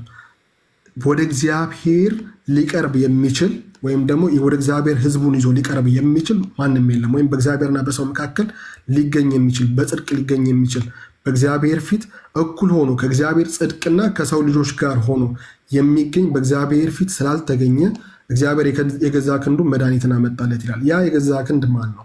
ኢሳያስ ስለሱ ሲናገር መጽሐፍ ቅዱስ ላይ በኢሳያስ መጽሐፍ ምዕራፍ 9 ቁጥር 6 ላይ ሕፃን ተወልዶልናል ይላል፣ ወንድ ልጅም ተሰጥቶናል፣ አለቅነትም ከጫንቃው ላይ ይኖራል፣ ስሙም ድንቅ መካር፣ ኃያል አምላክ ይለዋል። ኢሳያስ በአምላክነቱም ያውቋል። ሕፃን ተወልዶልናል፣ አዛሴም ታይም ሕፃን ሰው ሲሆን ኃያል አምላክ ይለዋል። ያ ማለት ኢየሱስ ክርስቶስ ፍጹም ሰውና ፍጹም አምላክ እንደሆነ ይናገራል ማለት ነው። ይህንን የምነግርህ ወደ አዲስ ኪዳን ቶሎ መግባት ስለምፈልግ ነው። ምክንያቱም አሁን ያለንበት እውነት መቼስ እኔ ኃጢአት ስሰራ ወይም ደግሞ ቴዲ አሁን በአሁኑ ሰዓት ኃጢአት ሲሰራ የሚወግረው የለም ወይም ደግሞ የሆነ በግ ወይ ዋኖስ ምናምን ይዞ ሄዶ ወደ ሆነ ካህን አያሳይም። ነገር ግን እግዚአብሔር ያንን መንገድ ለመቀየር ያደረገው እውነት ማንንም አላክም፣ የላከው ልጁን ኢየሱስ ክርስቶስን ነው። ወይም ደግሞ ከዘላለም ዘላለም በፊት ከእሱ ጋር የነበረ በባህሪው አምላክ የሆነ የባህሪው ልጁ የሆነው ኢየሱስ ክርስቶስን ወደ ምድር ላከ እና መጽሐፍ ቅዱስ እንደምናውቀው ከቅድስት ድንግል ማርያም ተወለደ ይለናል አይደለ? ያው ዮሴፍ የቅድስት ድንግል ማርያም እጮኛ በነበረበት ጊዜም ቢሆን እግዚአብሔር መንፈስ ቅዱስን አጸልሎላት በሷ በኩል ወደ ምድር ስጋ ለብሶ እንዲመጣ አደረገ።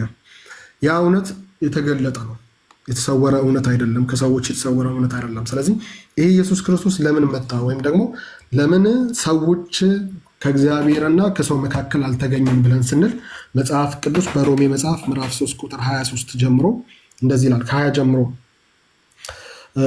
ብናነበው ሰው ሁሉ ኃጢአትን ሰርቷል፣ የእግዚአብሔርም ክብር ጎድሏቸዋል ይላል። ስለዚህ በእግዚአብሔር ፊት እኩል ሆኖ በእግዚአብሔር ጽድቅ እኩል ሆኖ በእግዚአብሔር ፊት ሊቆም የሚችል የሰው ፍጥረት ወይም ደግሞ ስጋ ለባሽ አልተገኘም። ስለዚህ ከእግዚአብሔር እኩል ጽድቅ ሆኖ ደግሞ እንደ ሰውም ተዋርደው የሰውን መልክ የባሪያን መልክ ይዞ የተገኘ ኢየሱስ ክርስቶስ ብቻ ነው። ምክንያቱም ኢየሱስ ክርስቶስ በአምላክነቱና በጽድቁ ከእግዚአብሔር አብ ጋር እኩል ነው፣ ይስተካከላል። ደግሞ ስጋ ለብሶ ደግሞ የስጋን ባህሪ ተላብሶ ደግሞ ስጋን የለዛውም ባሪያ መጽሐፍ ቅዱስ በፊልጵስዩስ መጽሐፍ ምዕራፍ 2 ከቁጥር 4 ጀምሮ ስናነበው የባሪያን መልክ የያዘ ስለሚል ማለት ነውና ዝቅ ብሎ ስለወረደ ሰውን ሆናል። ስለዚህ ምን ልልክ ፈልጌ ነው ኢየሱስ ክርስቶስ ኢንተርሚዲየት የሆነው ብቻው። ምክንያቱም መጽሐፍ ቅዱስ ሲናገር እንደ ወንጌል አማኞች መጽሐፍ ቅዱስ ብቻ ብለን እናምናለን፣ እምነት ብቻ ብለን እናምናለን፣ ጸጋ ብቻ ብለን እናምናለን። እምነት ብቻ ስትል ለምሳሌ አሁን ነግረኸኝ ኢየሱስ ክርስቶስ የእግዚአብሔር ልጅ እንደሆነ በአፌ አምኜ በልቤ አምኜ በአፌ በመሰክር ድናለሁ አይደል? ዴፊኒትሊ። ምክንያቱም መጽሐፍ ቅዱስ የሚያወራው ያንን ስለሆነ ወደዛም ስለሚመጣ፣ ስለዚህ አውቶማቲካሊ የገነት መግቢያ ካርድ ይዣለሁ ማለት ነው። አውቶማቲካሊ የገነት በር መግቢያው ኢየሱስ ክርስቶስ ብቻ ስለሆነ ነው። በልቤ አምኜ በአፌ መሰከርኩኝ፣ ከዛ በኋላ ድኛለሁ ማለት ነው። ድነሃል። ኦኬ፣ ድነሃል ሲባል እንዴት ነው? ለምሳሌ ድነሃል ስትለኝ እንዴት ነው? አልገባኝም። ወይል ሰው በልቡ አምኖ ምንድን ነው የሚያምነው? እሱ ኢየሱስ ክርስቶስ የእግዚአብሔር ልጅ እንደሆነ በልብ ታምናለህ። ያ የእግዚአብሔር ልጅ የሆነው ስለአንተ ኃጢአት ስለአንተ በደል ራሱን በቀራንዮ መስቀል ላይ ያፈሰሰልህ ከእግዚአብሔር አብ ጋር ያስታረቀ እሱ እንደሆነ በልብ ስታምን እርሱ ሰው ብቻ ሳይሆን ደግሞ ምክንያቱም መጽሐፍ ቅዱስ ሲናገር ከሙታን እንዳስነሳው በልብህ ብታምን ሲል ከሙታን ሲያስነሳው ያ የእግዚአብሔር መንፈስ ከሙታን ሲያስነሳው ሰውነቱን ሲገልጽ ኢየሱስ ክርስቶስ ጌታ እንደሆነ በአፍህ ብትመሰክር ሲል ኢየሱስ ክርስቶስ ፍጹም ሰው ፍጹም አምላክ እንደሆነ ብትመሰክር ነው። መስክሬ ማለት ነው። መስክሬ ስራ ይጠበቅብኛል።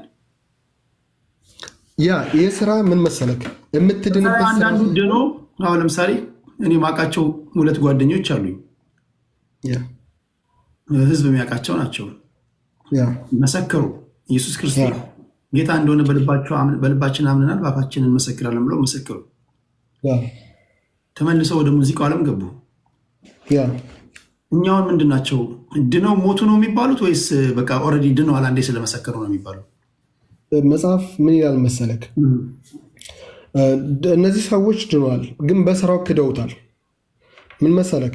አሁን ኢየሱስ ክርስቶስ ጌታ ነው ብዬ እንደተቀበልኩት ልክ እንደዚያ ኢየሱስ ጌታ ነው ብዬ ላልል እችላለሁ። ነገር ግን በስራዬ ግን ኢየሱስ ክርስቶስ እንደተቀበለና እንደ ዳነ ሰው የማይኖር ከሆነ በስራው ይክደናል። ወይም ደግሞ በኃጢአቴ ጸንቼ የምኖር ከሆነ አየክ።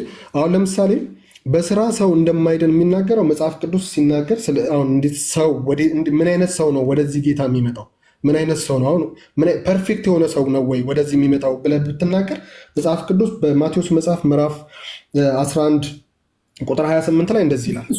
እሱ ገብቶኛል። አሁን እኔ አንድ በደንብ ማወቅ የፈለግኩበት ነገር ስለሆነ ቁርጥ አለ። አሁን የኦርቶዶክስ እምነት ተከታዮች ድኛለሁ ስላልክ ብቻ አትድንም፣ ከዳንክ በኋላ ስራ ይጠበቅብሃል ይላሉ። ከተሳሳትኩ እታረማለሁ።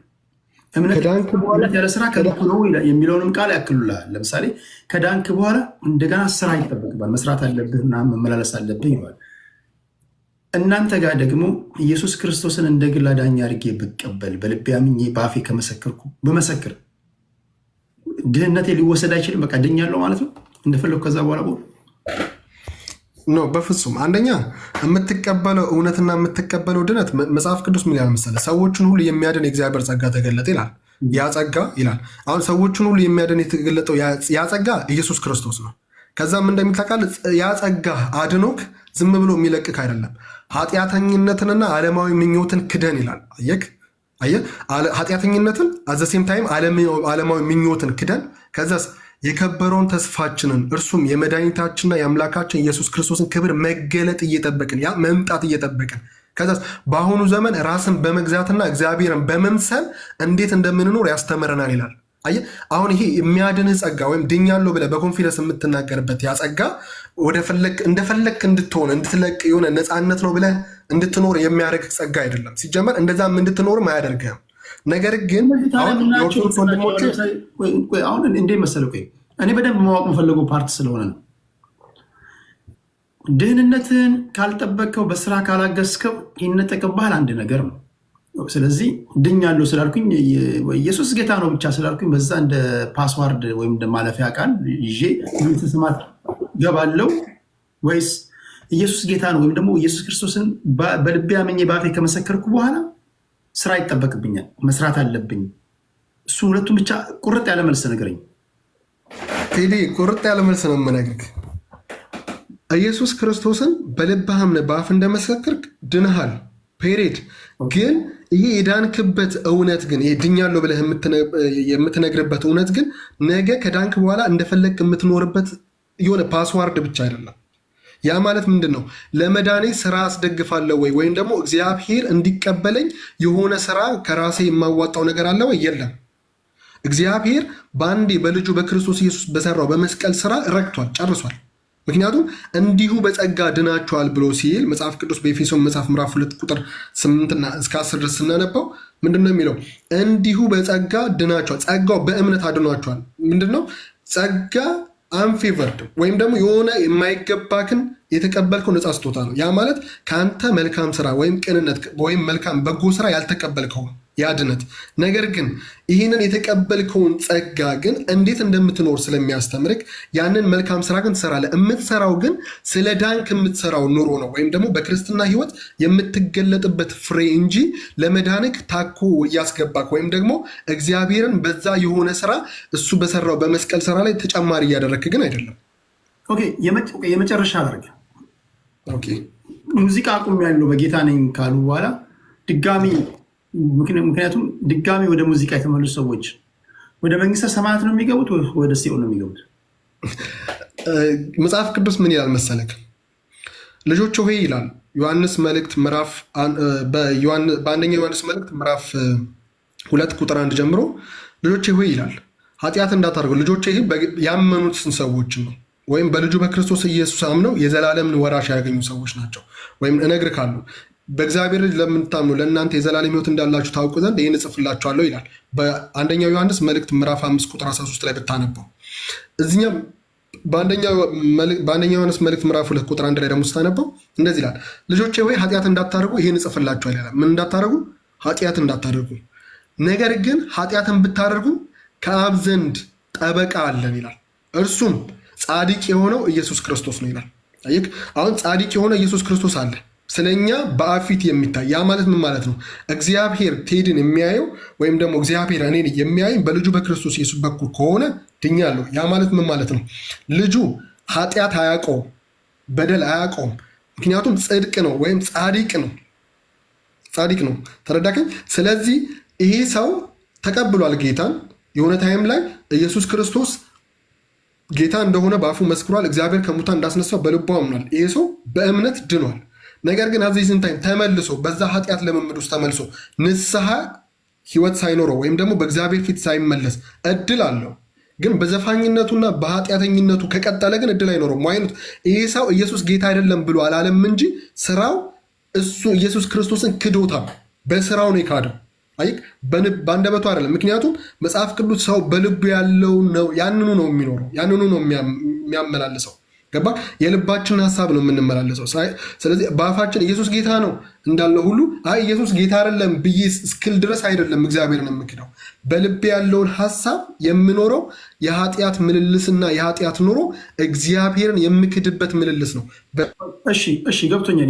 የመጨረሻ ንስሐ የሚገባበት እውነት ስላለ የመጨረሻ ላድርገው ቁልፍ ነገር ስለሆነ ከወር በፊት ይመስለኛል ከወር በፊት ዝም ብዬ ቲክቶክ ላይ ስዞር እየሰበከ የነበረ አንድ በፓስተር ማድረግ ሲሰብክ የነበረ ሰውዬ አሁን ኦርቶዶክስ ሆኖ ሲጠመቅ አየሁት።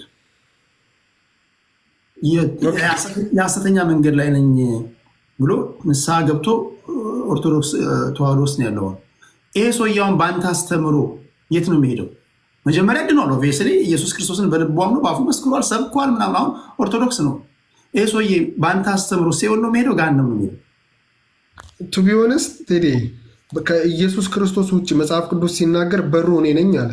እውነትም ሕይወትም መንገድም እኔ ነኝ አለ። ስለዚህ ከዚህ መንገድ ከሆነው ውጭ ሌላ መንገድ ከፈለገ እንግዲህ በሩ እሱ ከሆነ ሌላው መስኮት ነው ማለት ነው። በመስኮት ደግሞ አያስገባም። ስለዚህ ይሄ እውነትም ሕይወትም መንገድም የሆነው ኢየሱስ ክርስቶስን ትቶ፣ ምክንያቱም ወደ አብ ሊደርስ የሚችለው ሰው በልጁ በክርስቶስ ኢየሱስ ብቻ ነው። ተረዳከኝ? እኔ አሁን ፓስተርም ይሁን ምንም ይሁን ስለዛ ሰው ብዙም እንትን አይለኝም። ግን ይህ ሰው በእኔ እምነት ኢየሱስ ክርስቶስ ጌታ እንደሆነ በአፉ መስክሯል። ልክ ነው። ደግሞ በልቡም ደግሞ አምኗል እግዚአብሔር ከሙታን እንዳስነሳው። ይህ ሰው ድኖ ነበረ ብዬ እንዳል በዛ ድነት ግን አልጸናም። ያ ማለት ሌላ በር አለ ወይም ደግሞ እኔ የሆነ ነገር ላግዜ ይገባል። አሁን በአንተ አስተምሮ ድህነቱ ይወሰድበታል ማለት ነው። ድህነት ዴፊኒትሊ ያ ማለት ንስሐ የሌለው ህይወት ከገባክ አሁን ድህነት ይወሰዳል ስል ቴዲ አሁን እኔ እንደዚህ እያልኩ ነው አይደል? ነገ በኃጢአት ልወድቅ እችላለሁ። ነገ ስዘሙት ልታገኘኝ ትችላለህ። ስዘፍን ልታገኘኝ ትችላለህ። በዓለም ምልልስ ልታገኘኝ ትችላለህ። ለምን ብትለኝ እኔ በእግዚአብሔር ፊት ጻድቅ በጣም ምናምን ሆኜ ልቆም አልችልም። ምክንያቱም ስጋ ለባሽ ስለሆንኩ ኃጢአትን እሰራለሁ። ነገር ግን የንስሐን ደግሞ መንፈስ እግዚአብሔር ከሰጠኝና በእግዚአብሔር ፊት በንስሐ ከተመለስኩ፣ ምክንያቱም መጽሐፍ ቅዱስ ሲናገር ሊራራልን የማይችል ሊቀ ካህናት የለንም። ለምን ብትል እሱ እንደኛ ከኃጢአት በስተቀር ቀጥታ እንደማትመልስልኝ አልገባኝም። አሁን ወደ ገደል አጭር ጥያቄ አይዲያው ገብቶኛል፣ ግን አጭር ጥያቄ ስታስረዝመው ሌላ መሰለህ። እንደገና ጻድቅ 7 ጊዜ ይነሳል 7 ጊዜ ይወድቃል ምናምን እያልክ የምህረት አምላክ ነው እያልክ ብዙ ስታስረዝመው እንትን ይምታታብኛል። አንድ ሰባኪ ለምሳሌ አንተ ያለበት እምነት ውስጥ የነበረ ሰው አስተምሮ አሁን ኦርቶዶክሶችን ብጠይቃቸው እነሱ ጋር የነበረ ሰው አንተ ወዳለበት ቢመጣ ስራ ስለሚጠበቅበት ስራውን በአግባቡ ስላልሰራ አይድንም ይሉኛል። አሁን አንተ ጋር ያለ አስተማሪ እዛ ሄዶ ምክንያቱም ሁለት የተለያየ መለያ ነው። እዛ ሄዶ ሰባኪ ከሆነ ይሄ ሰውዬ ይድናል ወይስ ኦልሬዲ በስራ ስላልተደገፈ ይሞታል? ቴዲ እኔ በሃይማኖት አላምነው። ለምን እንደማላምን ልንገር። አሁን ለምሳሌ መዝሙረ ዳዊት ሲናገር ስለ ስላሴ የሆነ ነገር ብሎካል። እኔ ድጋሚ ጭማሪ ያላልኩት መዝሙረ ያሬድ ባለው ልክ እኔ ስለማምን ነው። ተረዳከኝ?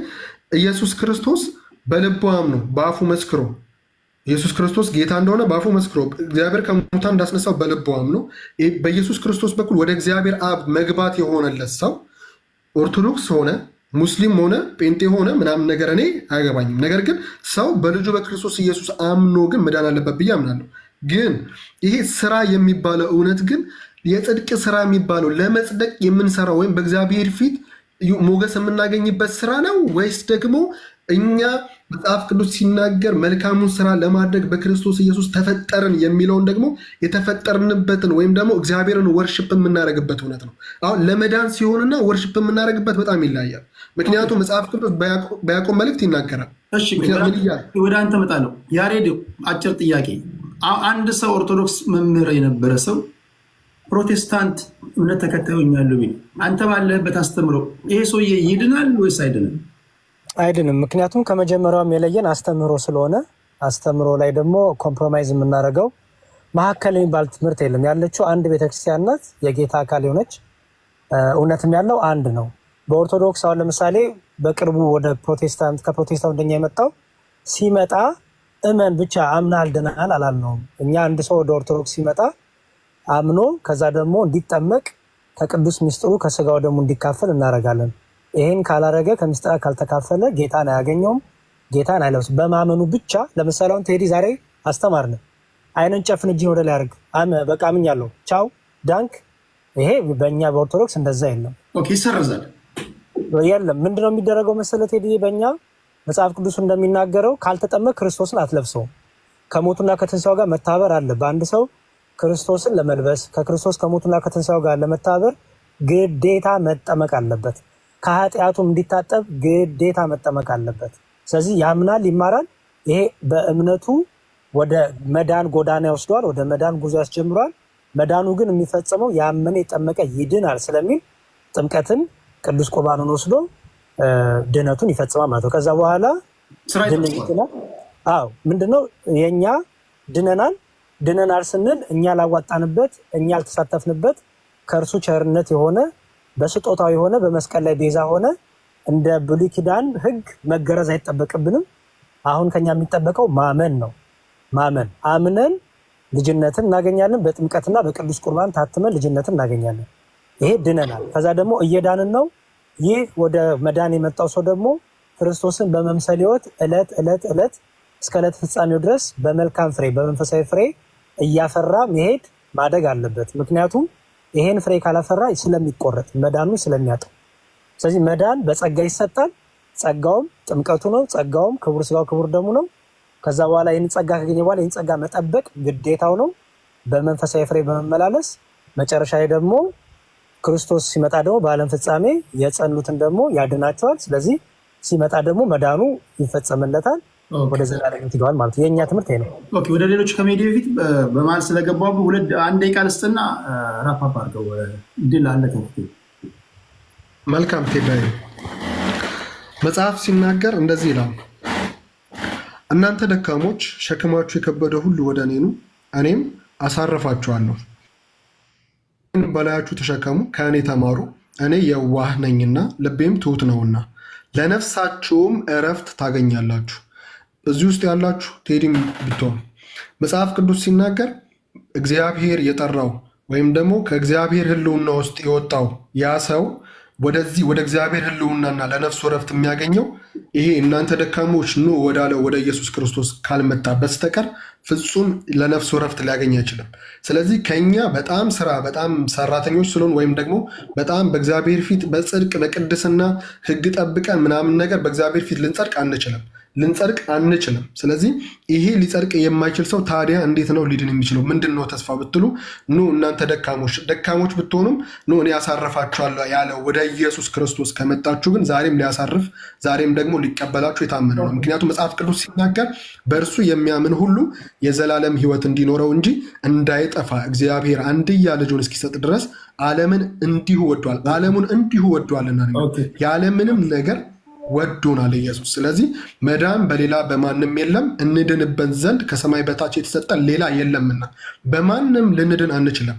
አንድ ሊያድን የሚችለው ከሰማይ ሰማያት የወረደው ከቅድስት ድንግል ማርያም የተወለደው በሰው ልጆች ሁሉ በዘመነ ጲላጦስ ዘመን በጴንጤና ጲላጦስ ዘመን ራሱን በቀራንዮ መስቀል ላይ ያዋለው ስለ ሰው ልጆች ሁሉ ኃጢአትና በደል ደሙን ያፈሰሰ ስለኛ ራሱን የሰዋ ስለኛ ድጋሚ በእግዚአብሔር አብ ፊት ደሙን ይዞ የቀረበ ደግሞም የሞተ ደግሞም በሶስተኛው ቀን የተነሳ ወደ ሰማይ ያረገ ዳግም ይመጣል ብለን የምንለውን ጌታ ይህን ኢየሱስ ክርስቶስን በማመን ልትድኑ ትችላላችሁ። ወደዚህ ጌታ ኑ፣ እረፉ፣ ተባረኩ።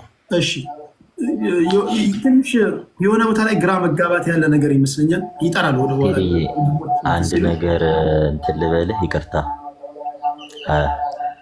ትንሽ አድረስ የተረሱ ፖይንቶች ስላሉ ችግር የለውም። ያላወሩ ስላሉ እነሱን እየጠበቁ ስላሉ ችግር የለውም። ይሄ በእንትን ጉዳይ አሁን ጥርት ያለ ነገር መኖር አለበት ብዬ አስባለሁ። ለምሳሌ አንድ ሰው ያልከውን ነገር ኦርቶዶክሶችም እያሉ ነው። አሁን ልዩነቱ ከዳነ በኋላ ይሄ ደህንነት ሊወሰድበት ይችላል ወይስ አይወሰድበትም? ወንድሞች ይህን ወደዛ ወደዚህ ሳንል ወደ ዙሪያ ሳንሄድ እጥን ምጥን ባለች ቋንቋ ማስተማር ያለብን ይመስለኛል። ቢኮዝ የሰው ልጅ ይደክማል፣ አሁን እንደገና ይጸልያል፣ እንትን ይላል፣ ይወድቃል፣ ይነሳል፣ ያለና የነበረ ነው። ግን ይሄ ድህንነት ሊወሰድ የሚችል ነው ወይስ አይወሰድም? ኢየሱስ ክርስቶስ ጌታ ነው፣ ኢየሱስ ያድናል ስላልኩኝ በዚች ፓስዋርድ በቃ አልፋለሁ ማለት ነው? እንዴት ነው እሱን ነገር ወደ ገደለው እጥን ምጥን ያለች መልስ ትድናለህ አትድንም? ኃጢአት የሚሰረይልህ ኃጢአቶች አሉ፣ ማይሰረይ ኃጢአቶች አሉ። ይሄ ቀይ መስመር ነው። ያንን መታወቅ አለበት። ካልሆነማ ሌሎቹም ያደርጉት እንደዚህ የተባሉ ሊሆን ይችላል። በአንዴ ፓስዋርዷን ትናገራለህ፣ በቃ ላሽር ሰራ አድርገህ ደግሞ ትመልሳለህ። እንደገና ፓስዋርዷ እስካለ ዘላለማዊ ሕይወት ትገባለህ። ችግር የለውም። ምናልባት እንደዛ የተባሉም ሊሆን ይችላል እኮ። ዘፋኝ የነበረው ሰውዬ ይመሰክራል፣ ተመልሶ ደግሞ ወደ ዘፈኑ ይሄዳል። አይመስላችሁ? ማጅራት መቼ የነበረው ሰውዬ ይችን ፓስዋርድ ይናገራል። በቃ ይችን ፓስዋርድ በመናገር እንገባለን፣ የዘላለም ሕይወት እንውርሳለን ወይስ የሚጠበቅብን ስራ አለ ነው እያልኩ ያሉት እየጠየቁ ያሉት። እና ቢሆን ከመጽሐፍ ቅዱስ እያጣቀሳችሁ ብትነግሩን ግልጽ ይልናል ብዬ አስባለሁ። ኮሜንት ላይም እንዳየሁት ልክ እንደኔ ትንሽ ግራ የተጋባችሁ ሰዎች እያየው ስላለው ነው። ዩቲ ወደ አንቺ ልምጣ። የእስልምና የአንቺስ ምንድን ነው? እሺ አመሰግናለሁ ቴዲ። ስልኬን ባትሪ ሊዘጋ ስለሆነ ትንሽ ነገር እላለሁ። ወንድሜ ኦስማን ይጨምርልሃል ማለት ነው። እኔ እንግዲህ ዩቲ እስልምና ሃይማኖት ተከተልና ቶሎ ብዬ ስጠራክ እስልምና ሃይማኖት ነቢያቶች የኖሩበት ነቢያቶች የሰበኩበትን ኑረውም የሞቱበትን ሃይማኖት ነው እየጠራው ያለሁት። ኦኬ ያ አንቺ የምጠሪኝ አምላክ ማን ነው ስትለኝ በሱረቱል ኢኽላስ ሱራ 112 ከቁጥር 1 ጀምሮ ስታየው ቁል ሁወላሁ አሐድ ይላል። በል እርሱ አላህ አንድ ነው። ኦኬ የኔ አምላክ እኔ አምላኬ የምለው አምላኬ ከአንድነቱ ላይ ሁለትነት ሶስትነት የሌለበት አምላክ ነው ማለት ነው። በል እርሱ አላህ አንድ ነው። በቃ ለሚወልድ ወለሚወለድ ይላል። ወረድ ብሎ አላህ ይሰመድ ካለ በኋላ አላህ የሁሉ መጠጊያ ነው ካለ በኋላ ለሚወልድ ወለሚወለድ አልወለደም አልተወለደም። ኦኬ አምላክ ያልነበረ ነው ወደ ነበር የሚያመጣ እንጂ ልጅ አለው ኮተት አለው የሚባል ነገር የለም። ኦኬ ቅርታ ለቃሉ አልወለደም አልተወለደም። ወለም የኩልሁ ኩፉወን አሐድ ለእርሱም አንድ ቢጤ የለውም። ኦኬ እኔ የምጠራህ አምላኬ ማን ነው ስትለኝ እርሱ ምንም አቻ የሌለው ኦኬ እና እሱ አንድ አምላክ ነው ማለት ነው። በሌላ በኩል ደግሞ አምላካችን አላህ ምን ይላል መሰለህ? አንዴ ላውጣልህ፣ ይቅርታ ማስረጃ እንዳወራ ብዬ ነው። በሱረቱል በቀራ ምዕራፍ 2 ከቁጥር 255 ላይ አላህ ከእርሱ በቀር ሌላ አምላክ የለም ይለናል። አላህ ከእርሱ በቀር ሌላ አምላክ የለም፣ ህያው ራሱን ቻይ ነው፣ ማንገላጀትም እንቅልፍም አትይዘውም። እኔ አምላኬ የሚለው አምላኬ ራሱን የቻለ ነው። ለሰከንድ እንኳን ማንገላጀት ያነበብሽ ከቁርአን አማርኛ ነው ወይስ አረብኛ ነው? አረብኛ አለው ትርጉምም አለው። አማርኛ ትርጉም አለው? እሺ ማለት እንዲገባችሁ ነው በአማርኛ የምናገረው። ኦኬ አላህ ከእርሱ በቀር ሌላ አምላክ የለም፣ ህያው ራሱን ቻይ ነው፣ ማንገላጀትም እንቅልፍም አትይዘውም። ሱራውን ከፈለጋችሁ ምዕራፍ 2 ከቁጥር 255 ላይ ማየት ትችላላችሁ። የኔ አምላክ ማንገላጀት እንቅልፍ ማትይዘውም፣ በሰማያት ውስጥና በምድር ውስጥ ያለው ሁሉ የእርሱ ብቻ ነው። ኦኬ እኔ ቅድምን ብያቸዋለሁ። ቁል ሁወላሁ አሐድ እርሱ አላህ አንድ ነው። ኦኬ ከእርሱ በአንድነቱ ላይ ሁለትነት ሶስትነት የሚባል ነገር የለውም። እርሱ ቻይ ነው፣ የሁሉ ነገር የሰማይ የምድር ፈጣሪ ነው። ያ እርሱ ዘንድ በፈቃዱ ቢሆን እንጂ የሚያማልድ ማን ነው ይለናል አምላካችን አላህ ራሱ ማለት ነው። ከፍጥሮች በፊታቸው ያለውንና ከኋላቸውን ሁሉ ያውቃል በሻውም ነገር እንጂ ከእውቀቱ በምንም ነገር አያካብብም አያውቁም። መንበሩ ሰማያትና ምድር ሰፋ የማን ያምላካችን አላህ ጥበቃውም አያቀተውም እርሱ የሁሉ በላይ ታላቅ ነውና ይለናል አምላካችን አላህ። ስለዚህ እኔ የምጠራህ ወደዚህ ወደ አንዱ አምላክ ሆኖ ሳለ እስላም የሚለው ምንድን ነው ስትለኝ እስልምና ማለት መጀመሪያ ጊዜ ሰለመ ወይም ታዘዘ ከሚለው ቃል የመጣ ታዘዘ። በቃ ምንድነው ይሄ መታዘዝ? እስላም የሚለው ቃል ራሱ ለአንድ አላህ ለአምላክ በፍጹም ልብ መገዛት፣ እርሱም ብቻ ምንም ሳታጋራ በሐቅ ማምለክ ማለት ነው ኢስላም። ኦኬ ይሄ ቃል ራሱ እስላም የሚለው ትዕዛዝን ከመፈጸም አንፃር ነው ማለት ነው።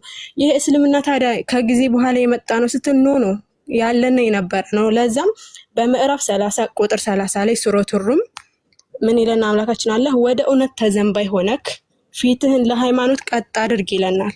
ወደ እውነት ተዘንባይ ሆነክ ፊትህን ለሃይማኖት ቀጥ አድርግ፣ የአላህን ፍጥረት ያቺ አላህ ሰዎችን የፈጠረባትን ይላል። ኦኬ የሰው ልጅ ሲፈጠር በፊጥራ ላይ ሆኖ ነው የተወለደው። አላህ የፈጠረባት ፍጥረት አለች። እሷ ምንድነው? እስልምና ነው። የአላህን ፍጥረት መለወጥ የለም። ቀጥተኛ ሃይማኖት ነው፣ ግን ብዙዎቹ አያውቁትም ይለና አምላካችን አለ። የሰው ልጅ ሲፈጠር በተፈጥሮ ሃይማኖት ላይ ያ ሃይማኖት ምንድነው ስትለኝ በሱራ ማኢዳ ምዕራፍ 5 ከቁጥር 3 ላይ አምላክ ደስ የሚለው ነገር እስልምና ላይ አምላክ ራሱ ነው ሃይማኖታችንን የደነገገልን። ምን ይለናል? በሱራ ማኢዳ ምዕራፍ 5 ከቁጥር 3 ላይ ዛሬ ሃይማኖታችሁን ለእናንተ ሞላሁላችሁ፣ ጸጋዬንም በእናንተ ላይ ፈጸምኩ፣ በእናንተም እስልምናን ሃይማኖት ከሃይማኖት በኩል እስልምና መረጥኩላችሁ። ኦኬ በሌላ በኩል ምን ይለና አምላካችን አላህ ከአላህ ዘንድ የተወደደ ሃይማኖት እስላም ብቻ ነው ይለናል። ኦኬ ይህ ሃይማኖት ታዲያ ነብያቶች ኑረውበታል ወይ ሲል በመጀመሪያ አንድ የረሳሁት ነገር አለ። እስልምና የተፈጥሮ ሃይማኖት ሆኖ ሳለ የሰው ልጅ የተፈጠረው በእስልምና ላይ ሆኖ ሳለ በሰሂህ ቡሃሪ 1358 ቁጥር ላይ ምን ይላል ነብዩ መሐመድ ሰለላሁ ዐለይሂ ወሰለም ሲነግሩን እያንዳንዱ ልጅ እያንዳንዱ ህፃን በፊጥራ ላይ ሆኖ ይወለዳል። አላህ በፈጠረው ሃይማኖት በፊጥራ ላይ ሆኖ ይወለድ። ነገር ግን ቤተሰቦቹ አይሁድም ከሆኑ አይሁድ ያደርጉታል፣ መጁሲም እሳት አምላኪ እንዲሁም ጣዖት አምላኪ ከሆኑ ያደርጉታል። ኦኬ ክርስቲያንም ከሆኑ ክርስቲያን ያደርጉታል ይለና አሁን በተግባር እያየን ያለነው አንድ ህፃን ልጅ ሲወለድ በ40 ቀን በ80 ቀን ይጠመቃል። ለምንድን ነው የሚጠመቀው? የኔ ጥያቄ ሳይጠመቅስ ቢኖር ምንድነው ሃይማኖቱ? ኦኬ አምላካችን አላህ የፈጠረባት ሃይማኖት እያለች ለምንድን ነው በ40 ቀን በ80 ቀን የምታስጠምቁት ነው? ሌላኛው ደግሞ ሌላ ምልክ ቴዲ ይህን እስልምና ሃይማኖት ነብያቶች ኑረውበታል ሰብከውታል ወይ ስትለኝ አዎ በደንብ ነው የምልህ። አብርሃም አለ አብርሃም ወይም ኢብራሂም ምን ይለናል በሱራ አልኢምራን ምዕራፍ 3 ቁጥር 67 ላይ ኢብራሂም ማለት አብርሃም ነው። እንግዲህ አብርሃም ክርስቲያንም ይሁዳም አልነበረም፣ ነገር ግን ወደ ቀጥተኛው ሃይማኖት የተዘነበለ ሙስሊም ነበረ ይለናል አምላካችን አላህ። አብርሃም ሙስሊም ነበር ሃይማኖት። ኦኬ እስልምና ላይ የገለጸና አምላካችን አላህ አብርሃም ሙስሊም እንደነበረ ነው። አብርሃም ልጆቹን አዟል ወይ ስትለኝ በሱራ በቀራ ምዕራፍ 228 ላይ ኢብራሂም አለ ጌታችን ሆይ ለአንተ ታዛዦች አድርገን ከዘሮቻችንም ለአንተ ታዛዦች ህዝቦች አድርገን ህግጋታችንን ማሳየና አሳውቀን በእኛም ላይ ተመልሰ አንተ ጸጸትን ተቀባይ ሩህሩህ አንተ ብቻ ነህና ይላል። አብርሃም ክርስቲያን ይሁዳም ነበር ሙስሊም ነበር። እሺ ሌላው ሳማን ነው ስትለኝ ያዕቆብ የሚባል ነብይ ያለ ያዕቆብ በሱራ በቀራ ቁጥር 132 ላይ ያዕቆብ ልጆቹን ሲያዝ ምን ብሎ አዘዘ? ልጆች ሆይ አላህ ለእናንተ ሃይማኖትን መረጠ፣ ስለዚህ እናንተ ሙስሊም ሆናችሁ እንጂ አትሙቱ አለ። እናንተ ሙስሊም ሆናችሁ እንጂ አትሙቱ። ኦኬ ሙሳ ወይም ሙሴ ማለት ደግሞ ምን አለ በሱረቱ ዩኑስ ከቁጥር 84 ላይ ሙሴ ለህዝቦቹ ሲናገር ምን አለ? ህዝቦች ሆይ በአላህ ተመክታችሁ እንደሆነ በእርሱ ላይ ተጠጉ፣ ታዛዦች እንደሆናችሁ በአላህ ላይ ተመኩ ይላል። ኦኬ ኢየሱስ ክርስቶስስ ሃይማኖቱ ምንድነው ስንል ቅድም ወገናችን መዝሙር ምን ብሏል? ኢየሱስና ኢሳ አይገናኝም ብሏል። የአረብ ክርስቲያኖች ኢየሱስን ኢሳ ብለው ነው የሚጠሩት የአረብ ክርስቲያኖች። ኦኬ ኢየሱስ ብትላቸው የአረብ ክርስቲያኖች አያውቁልህም ከይቅርታ ጋርና ማለት ነው። እና ኢሳ ነው የሚባለው የአረብ ክርስቲያኖች ራሱ የአረበኛውን ራሱ መጽሐፍ ቅዱስ ብታየው ኢሳ ነው የሚለው። ኦኬ ኢሳ አለይሂ ሰላም ምን አለ ስንል ምን አለ በሱረቱል መርየም ምዕራፍ 19 ከቁጥር 30 ላይ ኢሳ ማለ እኔ የአላህ ባሪያና እኔ የአላህ ባሪያ ነኝ፣ መጽሐፍን ሰጥቶኛል፣ ነብይም አድርጎኛል አለ። ከዚያም ወረድ ብሎ በሌላ ሱራ ደግሞ ሱረቱል አሊ ኢምራን ሱረቱል መርየም ምዕራፍ 19 ከቁጥር 36 ላይ ኢየሱስ ሲናገር ራሱ ኢሳ አላህ እግዚአብሔር ነው። በእናንተ እግዚአብሔር የሚባል ስም የለውም ከይቅርታ ጋር። አላህ ስሞች አሉት፣ የባህሪ ስሞች አሉት። እግዚአብሔር የሚባል ስም የለውም ከስሞቹ መካከል። አላህ ፈጣሪ ነው፣ አባት የሚባል ነገር የለውም። እሺ አላህ እግዚአብሔር ካልሆነ ኢሳ ታዲያ እንዴት ኢየሱስ ይሆናል? ልንገርክ ኢሳ አለይሂ ሰላም በምድር ላይ ሲኖር አላህ አንዱን አምላክ ብቻ ነው የሰበከው። እኔ ወደ መጽሐፍ ቅዱስ እንዳልገባ ብዬ እንጂ ማለት ነው። ኢሳ አለይሂ ሰላም ምንድነው ያለው? ጌታዬም ይሄ በመጽሐፍ ቅዱስ ላይ ምንድነው ያለው? እስራኤል ሆይ ስማ አምላካችን ያህዌ አንድ ያህዌ ነው ብሎ አንዱን አምላክ ነው የሰበከው። ኦኬ ነብያቶች የሰበኩትን ሃይማኖት ነው የሰበከው። ስላሴን የሰበከ ነብይ ራሱ የለም። ኢየሱስ ክርስቶስ ራሱ ስላሴን አልሰበከም ከይቅርታ ጋር። ስላሴን አንድም ቦታ ላይ ኢየሱስ ክርስቶስ ሲሰብክ አላየነውም። እንደውም ቸር መምህር ሆይ ሲሉት እንዲህ ስለምን ቸር ትለኛለህ? ከአንዱ በቀር ቸር የለም ብሎ ነው ኢየሱስ ክርስቶስ የሰበከው። ኦኬ ከትእዛዚቱ ፊተኛይቱ የትኛዋ ናት ብለው ሲጠይቁት ከጸሐፊ አንደኛው ቀርቦ እስራኤል ሆይ ስማ ከትእዛዚቱ ፊተኛይቱ እስራኤል ሆይ ስማ አምላካችን ያህዌ አንድ ያህዌ የሚለው ማለት ነውና ስለዚህ ኢየሱስ ክርስቶስ ካልከኝ ኢየሱስ ራሱ የሚባል ስም ኢየሱስ አያውቀውም ከይቅርታ ጋር። ኢሳ ነው ስሙ። ከኢትዮጵያ ውጭ ኢየሱስ የሚባል ስም አታውቅም ቴዲ። ስሙ ለምሳሌ እናንተ አላህ ፈጣሪ ነው፣ ሰማይና ምድር ነው። አዎ የሁሉም ነገር ፈጣሪ ነው። ኦኬ ኢየሱስ ክርስቶስን ደግሞ ነብይ ነው የምትሉት፣ መልእክተኛ ነው የምትሉት። ራሱ የመርየም ልጅ አልመሲህ ከነብያቶች መካከል ካለፉት ነብያቶች መካከል የሆነ ነብይ እንጂ ሌላ አይደለም ይለና አምላካችን አለ በቃሉ።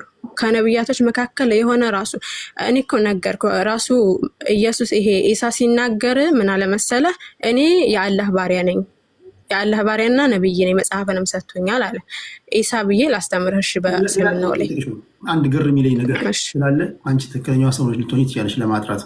ለምሳሌ አሁን እኔ የእስልምና እምነት ተከታይ ሆኜ ሐሳቤን ቀይሬ የኦርቶዶክስ እምነት ተከታይ ብሆን ምንድነው የምታደርጉኝ? ምንም አትደረግም። ትገደላለህ፣ ትወቀጣለህ የሚሉት ያለ ማስረጃ ነው። ማስረጃ ካላቸው ማምጣት ይችላሉ። ማንም የሚገድልህ የለም። ኦኬ በሃይማኖት ማስገደድ የለም። ላኢክራሃ ፊዲን ይለናል አምላካችን አለ። ኦኬ ላኢክራሃ ፊዲን በሃይማኖት ማስገደድ የለም። የሻ ሰው ይመን የሻ ሰው ካደ እውነቱ ከውሸቱ ተገልጦለት ሳለ የፈለገ ሰው ማመን ይችላል። ግን በአላህ እውነተኛ አምላክ አላህ መሆንና ነብዩ መሐመድ የመጨረሻ ነብዩ መሆናቸውን እየተነገረው ግን የካደ እርሱ በመጨረሻይቱ ዓለም ቅጣት አለው፣ ከባድ ቅጣት አለው። እሱም ከአምላካችን አላህ ዘንድ ማለት ነው።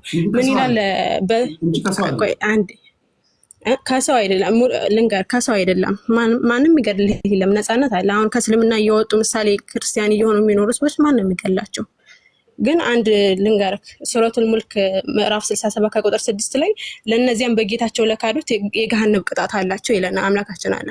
ኦኬ ከእስልምና ውጭ ሃይማኖትን የሚከተል ከአላህ ዘንድ ተቀባይነት የለውም። አንተ ነብያቶች ሙስሊም ሆነው የኖሩበትና ነብያቶች የሰበኩትን ሃይማኖት ትተህ የተፈጠርክበትን ሃይማኖት ትተህ ሌላ ሃይማኖት ብትከተል ፍርዱ ምንድነው? በመጨረሻ ዓለም የገሃነም እሳት ነው እንጂ ማንም ይገድልህ የለም። እስኪ ማስረጃ አላቸው። እስኪ የተገደለ ሰው አለ?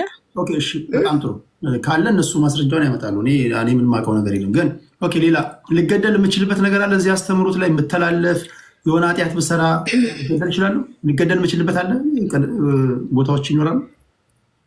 ምሳሌ ዝም ብሎ አይመለስም እስልምና። አንድ ጥያቄ አንስተህ ከዛ አንጻራዊ እንዴት ነው ያ ነገር ተብሎ ነው ለምሳሌ አንቺ ልትገደይ የምትችይበት አጋጣሚ ሊኖር ይችላል በእስልምና አስተምሮ። ምሳሌ አንድ ጥፋት አጥፍተህ ምንድነው ያ ጥፋት ከምን አንጻር ነው የሚለው ነገር አለ ማለት እኔ ዝም ብዬ እስልምና ዝም ብዬ ልመልስልህ አልችልም። ዝም ብዬ አላብካካም ያለ ማስረጃ ጥያቄ። አሁን ምሳሌ ከእስልምና የወጣ ይገደላል ወይ ነገር መሰለኝ የኔ ጥያቄ መሰለኝ። አሁን ተመሳሳይ ጥያቄ ፕሮቴስታንት የሚጠይቀው አረ መገደል የሚባል ነገር የለም እግዚአብሔር ይከስስ ነው ማለት ሊል ይችላል። ኦርቶዶክስም እንደዛ ሊል ይችላል። ሐዋርያቱም እንደዛ ሊል ይችላል። አንቺ ጋር ያጠፋው ጥፋት ምንም ሆነ ምን ሰው ነኝ፣ ልሳሳት እችላለሁ፣ ላጠፋ እችላለሁ። መገደል የሚባለው ነገር እንደ ኦፕሽናል እንደ አማራጭነት አለ ሃይማኖት ውስጥ። ቴዲ እዚህ ላይ ኦስማን ቬች ይመልስልሃል። ኦስማን ወንድሜ ኦኬ ይቅርታ በዚህ ዙሪያ ላይ እሺ ችግር የለም። እሺ ቀሪው እንደ እና አሁን ያለው ነገር ልበል ስልኬን ባትሪ ሊዘጋ ስለሆነ ኦስማንዬ ይመልስልሃል። እና ሁሉም ነቢያቶች የኖሩበት ሃይማኖት ነው። ኢየሱስ ክርስቶስ ራሱ ሐዋርያቶችን ምን ብሎ ነው? ሙስሊም ሆናችሁ እንጂ ሙስሊም እንደሆኑ የሐዋርያት የኢየሱስ ክርስቶስ ሐዋርያቶች ራሱ ሙስሊም ነበሩ። ምሳሌ እንትን በሱረቱል አሊ ኢምራን ላይ ከቁጥር 52 ላይ ኢሳ ማለት ነው ከእነርሱ ክህደት በተሰማው ጊዜ ሐዋርያቶቹ ላይ ማለት ነው ወደ አላህ ተጨምረው ረዳቶች እነማን ናቸው አላቸው። ሐዋርያቶቹ ምን አሉ? እኛ የአላህ ረዳቶች ነን፣ በአላህ አምነናል፣ እኛም ትክክለኛ ታዛዦች መሆናችንን መስክራሉ። ስለዚህ ኢየሱስ ክርስቶስ ማለት ኢሳ ነው። በነገራችን ላይ ማለት እዚህ ጋር የታሪኩ ልዩነት መጽሐፍ ቅዱስ ላይ ያለው ነገር እና ቁርአን ላይ ያለው ነገር ፍጹም ባይገናኝም እንጂ ኢሳ ነው ስሙ ራሱ ኢሳ ነውና ኢሳ ራሱ የሰበከው አንዱን አምላክ ነው። ነብያቶች የኖሩበት ሃይማኖት ነው እና እኔ የምጠራህ ነብያቶች ወደ ኖሩበት ሃይማኖት ነው። ኦኬ ክርስትናን የሰበከ ሃይማኖት አንድ ካለ ማስረጃ ይሰጡናል።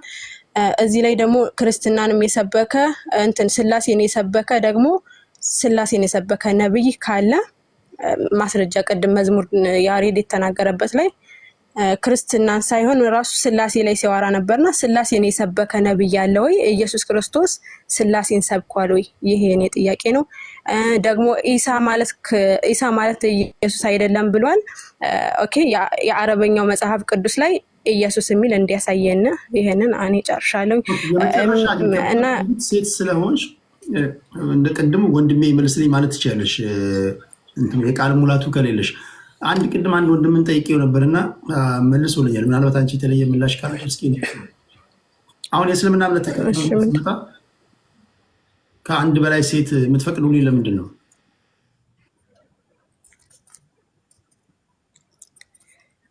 ይሰማል ድምጼ? አሁን ይሰማል። ለምንድን ነው የሚፈቀድ? ኦኬ ከአንድ በላይ ራሱ አቅምህ ካልቻለ አንድ ራሱ ማግባት የማትችልበት ታይም አለ። አንድ ራሱ አይፈቀድልህም። ኦኬ ያልቻለ ሰው ራሱ ይጹም ነው የሚባለው። ህግና መስፈርት አለው። ኦኬ አንደኛ ደረጃ ደግሞ እዚህ ጋብቻ በሚባለው ላይ ብዙ መስፈርት አሉ። ይሄንም ዑስማን ይመልስልሃል። በቃ ከይቅርታ ጋር መግባት አልችልም እዚህ ጋር። ነገር ግን እስልምና ሃይማኖት ላይ ግዴታ ብቻ ይሄ መስፈርት አለው። ሲቀጥል ደግሞ በሌላ ሃይማኖት ላይ ስትል ሰምቼህ ነበር ቴዲዬ፣ በሌላ ሃይማኖት ላይ ከአንድ በላይ ማግባት አይቻልም ስትል ነበር። ከአንድ በላይ አታግቡ የሚል ማስረጃ ራሱ የለም። ኦኬ ከአንድ በላይ አታግቡ የሚል ካለ ማስረጃ ይሰጡናል። ብዙ ነቢያቶችም ሆኑ ብዙ ሰዎች ወደ 8-6 የሚሆኑ መጽሐፍ ቅዱስ ላይ ከአንድ በላይ ሲያገቡ አይተናል ማለት ነው። እግዚአብሔር ራሱ የከለከለበት ቦታ የለም። እና እኔ ጨርሻለሁ። ዑስማን ይመልስልሃል። ሁለቱ ጥሩ ነገር ነው ያነሳሽው። እሷ መግባት ካልቻለች ምናልባት ዑስማኖቪች ይመልስልናል። ይሄ ብርቱ ጥያቄ ስለሆነ ነው። በደንብ አድማጭ ተመልካች የሆነ እውቀት እያያዛችሁ እንደሆነ ተስፋ አድርጋለሁ። እነማን እየዳናችሁ እነማን ወዴት እየሄዳችሁ እንደሆነ አላውቅም። እኔ መጨረሻ ላይ አሳውቃለሁ። ቁም ነገር አድምጧቸው። ታፕታፕ አድርጉ። ይሄ በይደር የሚቆይ ከዛ ቆይ ይሄ በአንዴ ዛሬ የምንጨርሰው አይደለም። ገና ዝማሪያችን ምንድነው መምሰል ያለበት? አምልኮ ለማን ነው የሚገባው? ይሄ ፖሊጋሚ ከአንድ በላይ ጋብቻዎች እንዴት አፍታታ መጠየቅ አለብን። ዝም ብላችሁ መግባት የለባችሁም። ይሄ በሼም ምናምን የምንገባው ነገር አይደለም። እና ለዛ ነው ቀደም ሲል ስናገር አስቀድማችሁ እኔን ሼም ለማስያዝ ጊፍት እንዳሰጡኝ ያልኩት። 50 አንበሳን ብታወርድልኝ እኔ ከአቋሜ ንቅንቅ አይደለም። ላመንኩበት ወደኋላ አይደለም። ጊፍት ለሰጠኝ አልሄድም እውነት ለመናገር። ስለዚህ መጀመሪያ ግን መጨረሻ ላይ ግን አመኜ ሃይማኖቴ ይሄ ነው ስል የዛን ጊዜ ትባርኩኛላችሁ፣ የምታረጉትን ታረጋላችሁ የሚል እምነት አለኝ። የሆነው ነው። ታፕታፕ አድርጉ።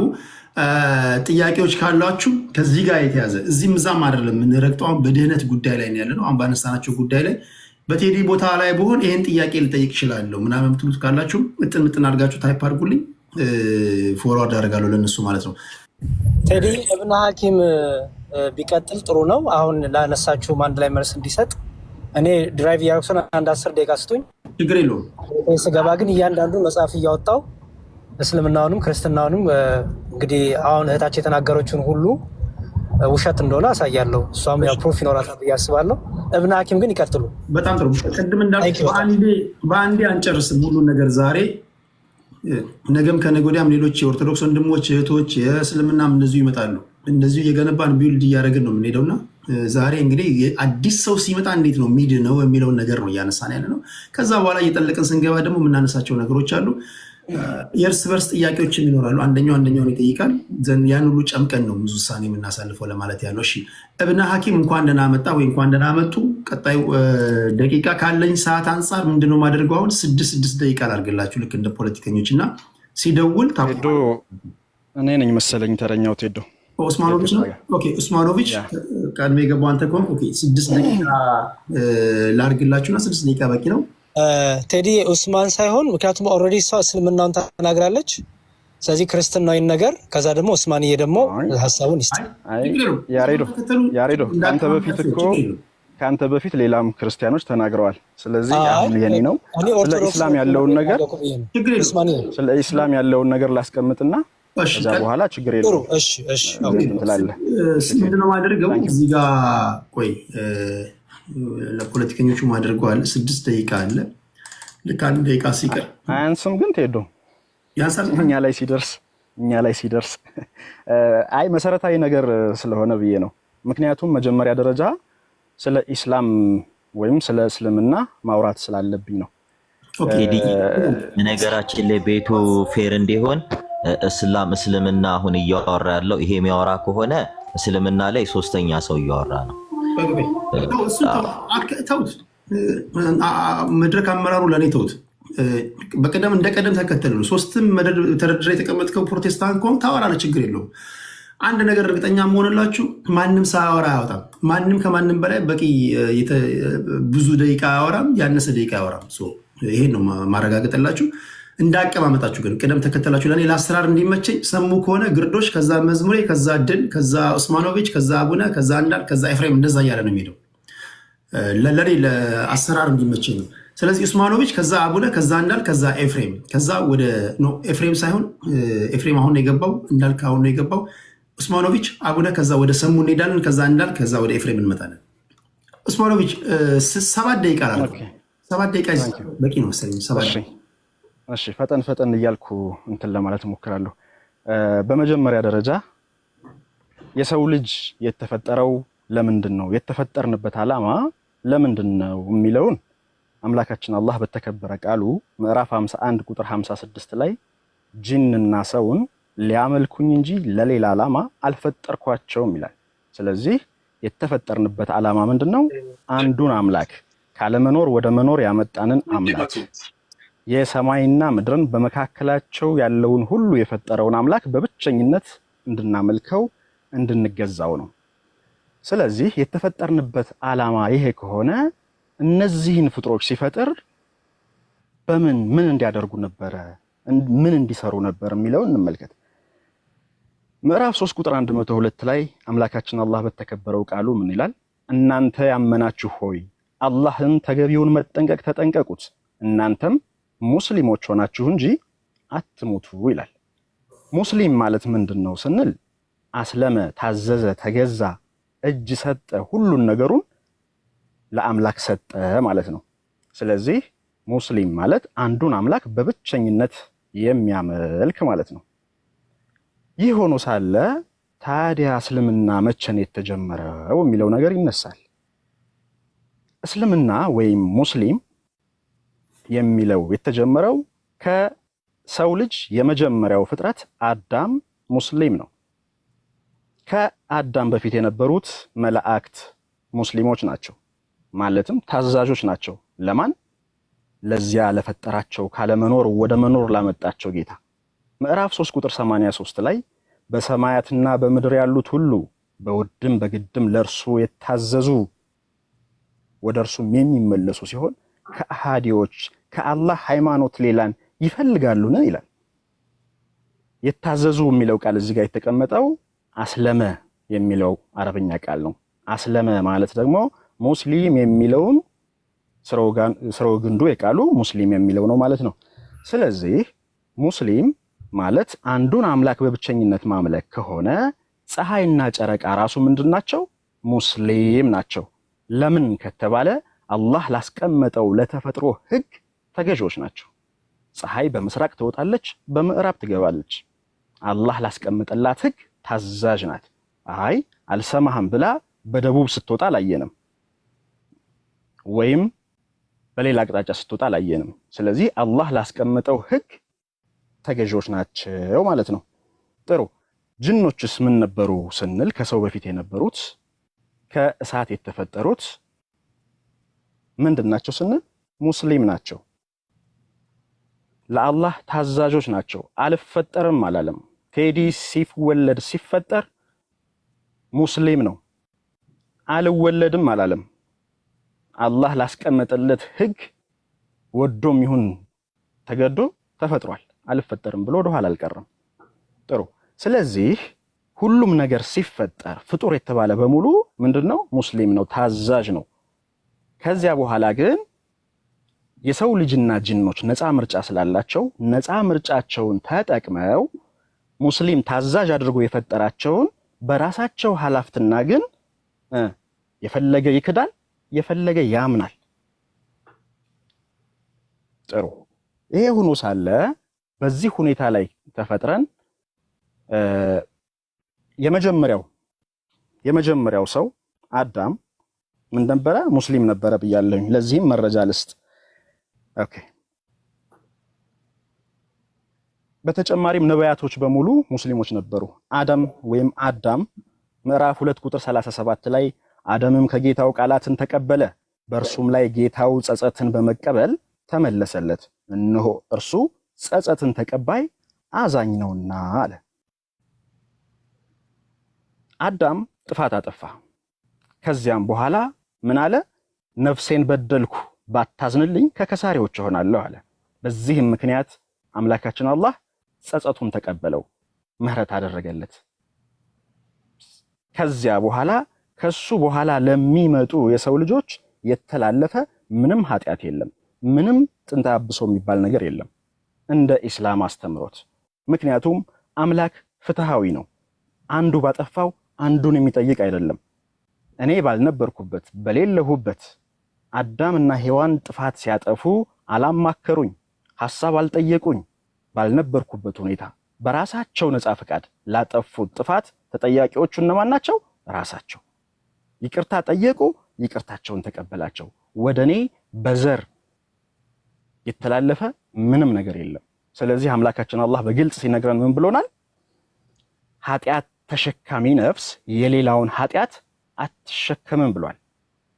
የጻድቁ አንድ ሰው መልካም ነገር ቢሰራ መልካም ስራው ለራሱ እንደሆነ ሁሉ መጥፎም ሲሰራ ራሱ ነው የሚጠየቅበት። ይህ ካልሆነ አምላክ ፍትሃዊ አይደለም ወደሚለው አቅጣጫ ይወስደናል። ለኔ ኃጢአት ሌላ ሰው ደግሞ መጥቶ ሊሞትልኝ ሊሰቀልልኝ አይገባም እንደ ፍትህም። ለምን ከተባለ በመልካም ስራ ምንዳ ሽልማት የማገኘው ራሴ ነኝ።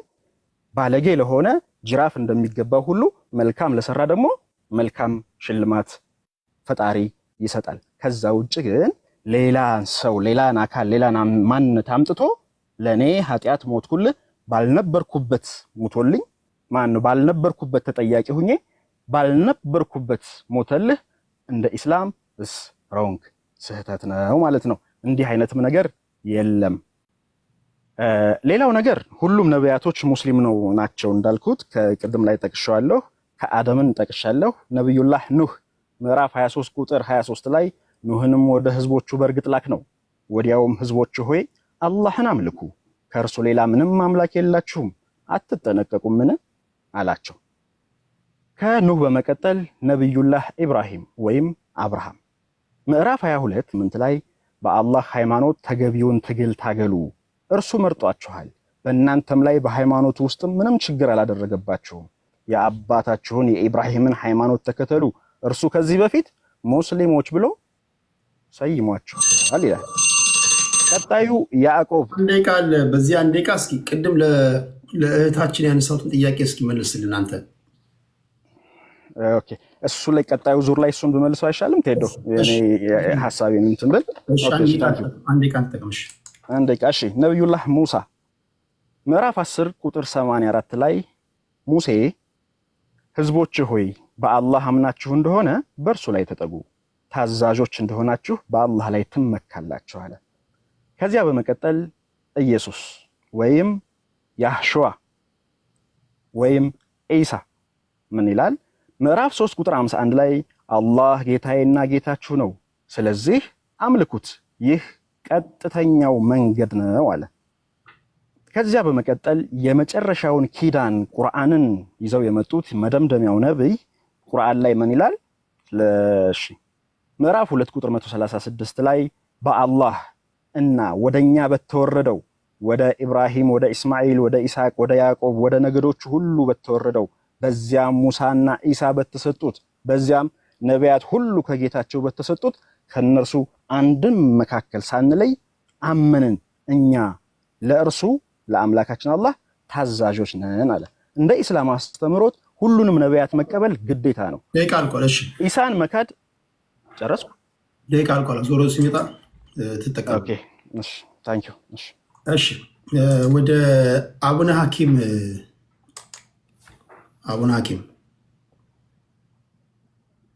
እሺ ሰላም ብያለሁ። ለሐዋርያቶች ወይም ለወንጌል ጂሰሶች ጥሪ አቅርቤ ነበር። አይ ዶንት ኖ የት እንዳደረጉት ሐዋርያቶችን አስገባ የምትሉኝ አይ ዶንት ኖ። ቅድም ጥሪ አንድ ልጅ ገብቶ ነበር። ለካቶሊክም እንዲሁ ጥሪ አድርገን ነበር፣ አልመጡም። የቃል ሙላት ስለሌላቸው ሊሆን ይችላል። በሚቀጥለው ካላችሁ እንድታስቡበት ለማለት ያለው። አቡነ ሐኪም ወደ አንተ ልምጣ። እሺ ሰላም ቴዲ፣ እንዴት አላችሁ? ሰላም ብያለሁኝ። ስላገኘው ደስ ብሎኛል። ፖለቲክሱ ላይ የተወሰነም ቢሆን ትንሽ አየት ታረግ ነበርና ደስ ብሎኛል ስላገኘው። ልቀጥልና ቀጥታን የኦርቶዶክስ ተዋህዶ ክርስቲያን ነኝ። ሰዓቴን በአጭሩ ለመጠቀም ልሞክር። 7 ደቂቃዋን መጀመሪያ ማነሳው በአጠቃላይ ሃይማኖት ምን ማለት ነው የሚል ነው። ሃይማኖት ስንል እንደኛ ቤተክርስቲያን አስተምሮ ቁልጭ ያለ አስተምሮ አላት። ማመን መታመን ማለት ነው። ስለዚህ ማመን መታመን ስንል በማን? በእግዚአብሔር። ስለዚህ በእግዚአብሔር ማመን ደግሞስ በእግዚአብሔር መታመን። መንገድ የምንለው አጠቃላይ ሃይማኖት ብለን የምንጠራው በእግዚአብሔር ማመን በእግዚአብሔር መታመን ነው። በዚህ ውስጥ 3 ቁልፍ ነገሮች አሉን። አንደኛው ዶግማ ነው፣ ሁለተኛው ቀኖና ነው፣ ሶስተኛው ትውፊት። ዶግማ የምንለው ከእግዚአብሔር ቀጥታ የተቀበልነው የማይሻር የማይለወጥ ከእርሱ የተገለጠልን ቁልጭ ያለ አስተምህሮ ማለት ነው። ሲቀጥል በሁለተኛ ደረጃ ቀኖና የምንለው አለ።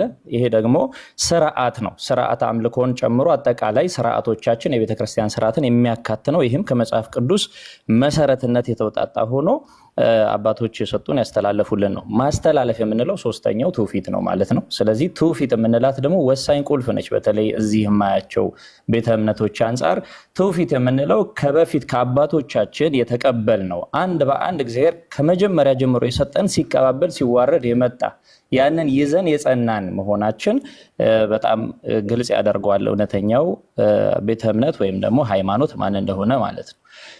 በተደጋጋሚ ሲነሱ የሰሟቸው ጥያቄዎች አሉ። አንደኛው ትሪኒቲ ነው፣ ስላሴ ላይ ማለት ነው። ስላሴ የሚለውን ከመጽሐፍ ቅዱስ አሳዩን የሚል እንትኖች ጥያቄዎች ሲቀርቡ ሰምተናል። እና ይሄ ትልቁ አለመረዳት አለማወቅም ጭምር ነው። ባይዘይ አንድን ነገር የቃሉን ትርጉም እንኳን ካለማወቅ ነው ችግሩ የሚነሳው። እና ይህን ሪፈር አድርገዋ ባለመግባታቸው ነው ብለን እንወስድላቸዋለን።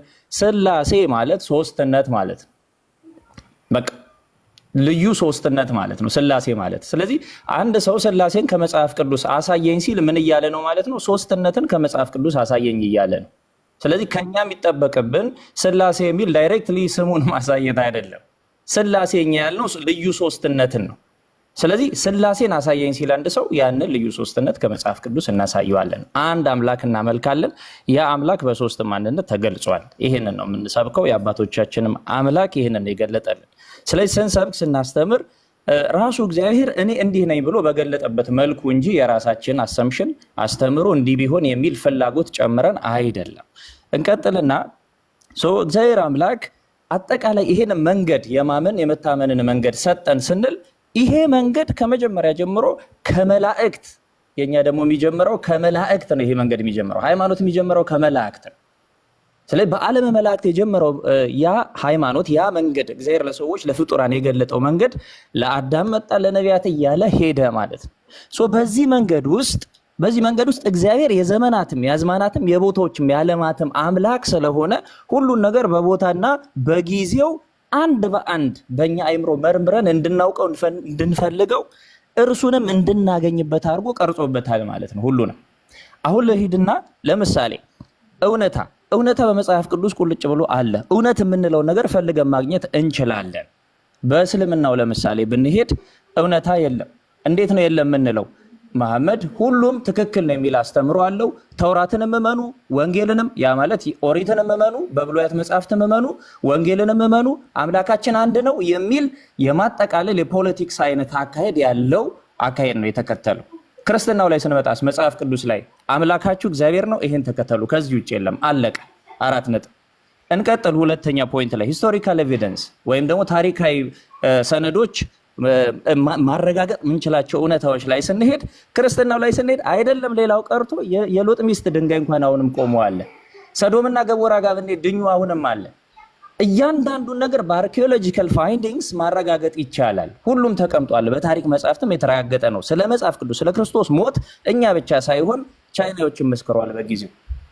ስለዚህ ከክርስትና ውጭ ያሉ ፈላስፋዎች ሳይቀር ስለ እርሱ ስለ ክርስቶስ መስክረዋል። እንለፍ። ስለ መሐመድ ብትመጡ ግን አታገኙ። እንቀጥል። ፉልፊልድ ፕሮፌሲስ፣ ይሄኛው ማለት የተሳኩ ወይም ደግሞ የሆኑ ትንቢቶች ማለት ነው። ይሄ በመጽሐፍ ቅዱስ ሁሉም ነቢያት የተነበዩለት ለማን ነው? ለክርስቶስ ነው። ያም ተፈጽሟል። ክብር ይግባውና ስለ መሐመድ የተነገረ ግን አንድም የሆነ ፕሮፌሲ ትንቢት አታገኙ ስለሌለ ማንም ስለማያውቀው። እንደውም በእነሱ መጽሐፍት ታቦት ውስጥ ሁሉ የእርሱ ፎቶ ሁሉ የነቢያት ፎቶ በዛ ውስጥ እንዳለ ያምናሉ። ለምሳሌ በመጽሐፍቶቻቸው አለ፣ በተፍሲሮቻቸው ላይ ግን የመሐመድ ፎቶ ካለ ለምንድነው እስራኤላውያን የሰደቡት? ለምንድነው ባይዞ እንትን ብዬ አይደለም ግን በቃ ይሄ እብድ ነው እያሉ ይሰድቡት ነበር አይሁዳውያን። እሱን ጥያቄና መልስ ላይ ይሻላል። የራስህን እምነት ትሰብክ ይሻላል። የራስህን እምነት አውራና ከዛ እኔን ነው የምጠይቀኝ። ከዛ ውጭ እኮ ሰዓትን ፖዝ አድርጌ ነው። ትክክለኛ ሄዶ የራሱን እምነት ይስበክና ጥያቄና መልስ ላይ እኔን ነው ሊጠይቀኝ የሚገባው። እሱ የኔን እምነት አያብራራም ማለት ነው።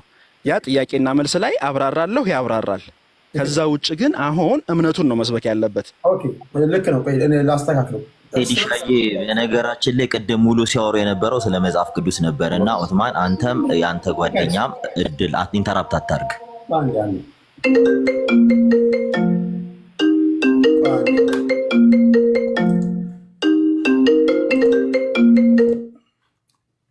በነገራችሁ ላይ እሳት የሚዘንብበት ቤት ነው ታውቃላችሁ። የፖለቲካ ውይይት ነው ይሄ። ትልቅ ኦፖርቹኒቲ ነው ለእናንተ ፖለቲከኞችን መድረስ መቻል። ስለዚህ አንዳችሁን ሳትዘልፉ ክሮስቶክ ስላለ አንዳችሁን ስለምትጠይቁ አሁን መጀመሪያ የእናንተን አስተምሮ ንገሩ እሱ እንዳለው። ከዛ በሚቀጥለው እናንተ ቁራናችሁ ላይ እንዲህ ይላል፣ ይሄ ልታብራራልኝ ትችላለህ? መጽሐፍ ቅዱሳችሁ ላይ እንዲህ ይላል፣ ይሄ ልታብራራልኝ ትችላለህ ትላላችሁ።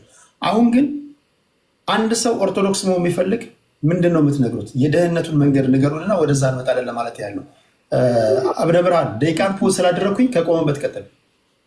ኦኬ በግርድፉ ለማንሳት እሞክራለሁ። ለምን ቅድም እህታችን ስታነሳ ነበረ ክርስትናው ላይ፣ ከዛ አንጻር ነው ሳነሳ የነበረው። ኮሜንት ላይም አስቀምጬ ነበር። ያው ብዙ ኮሜንት ስለሆነ ታየዋለህ ብዬ ኤክስፔክት አላረግም። ክርስትና ላይ የገባች ነው እኛም እንገባለን ብዬ እየጻፍኩኝ ነበር ከታች።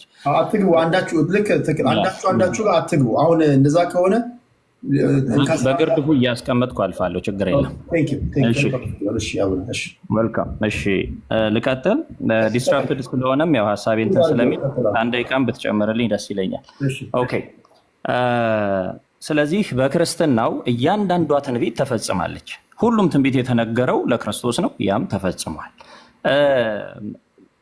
በክርስትናው ስትመጡ የትኛውም የኮረጀ ነቢይ አታገኙ። በክርስትና ስትመጡ ነቢያት አይኮርጁም። ከእግዚአብሔር ቀጥታ ይቀበላሉ፣ ቀጥታ ያንን ለህዝቡ ያስተላልፋሉ። ተአምራትም ይከተሏቸዋል።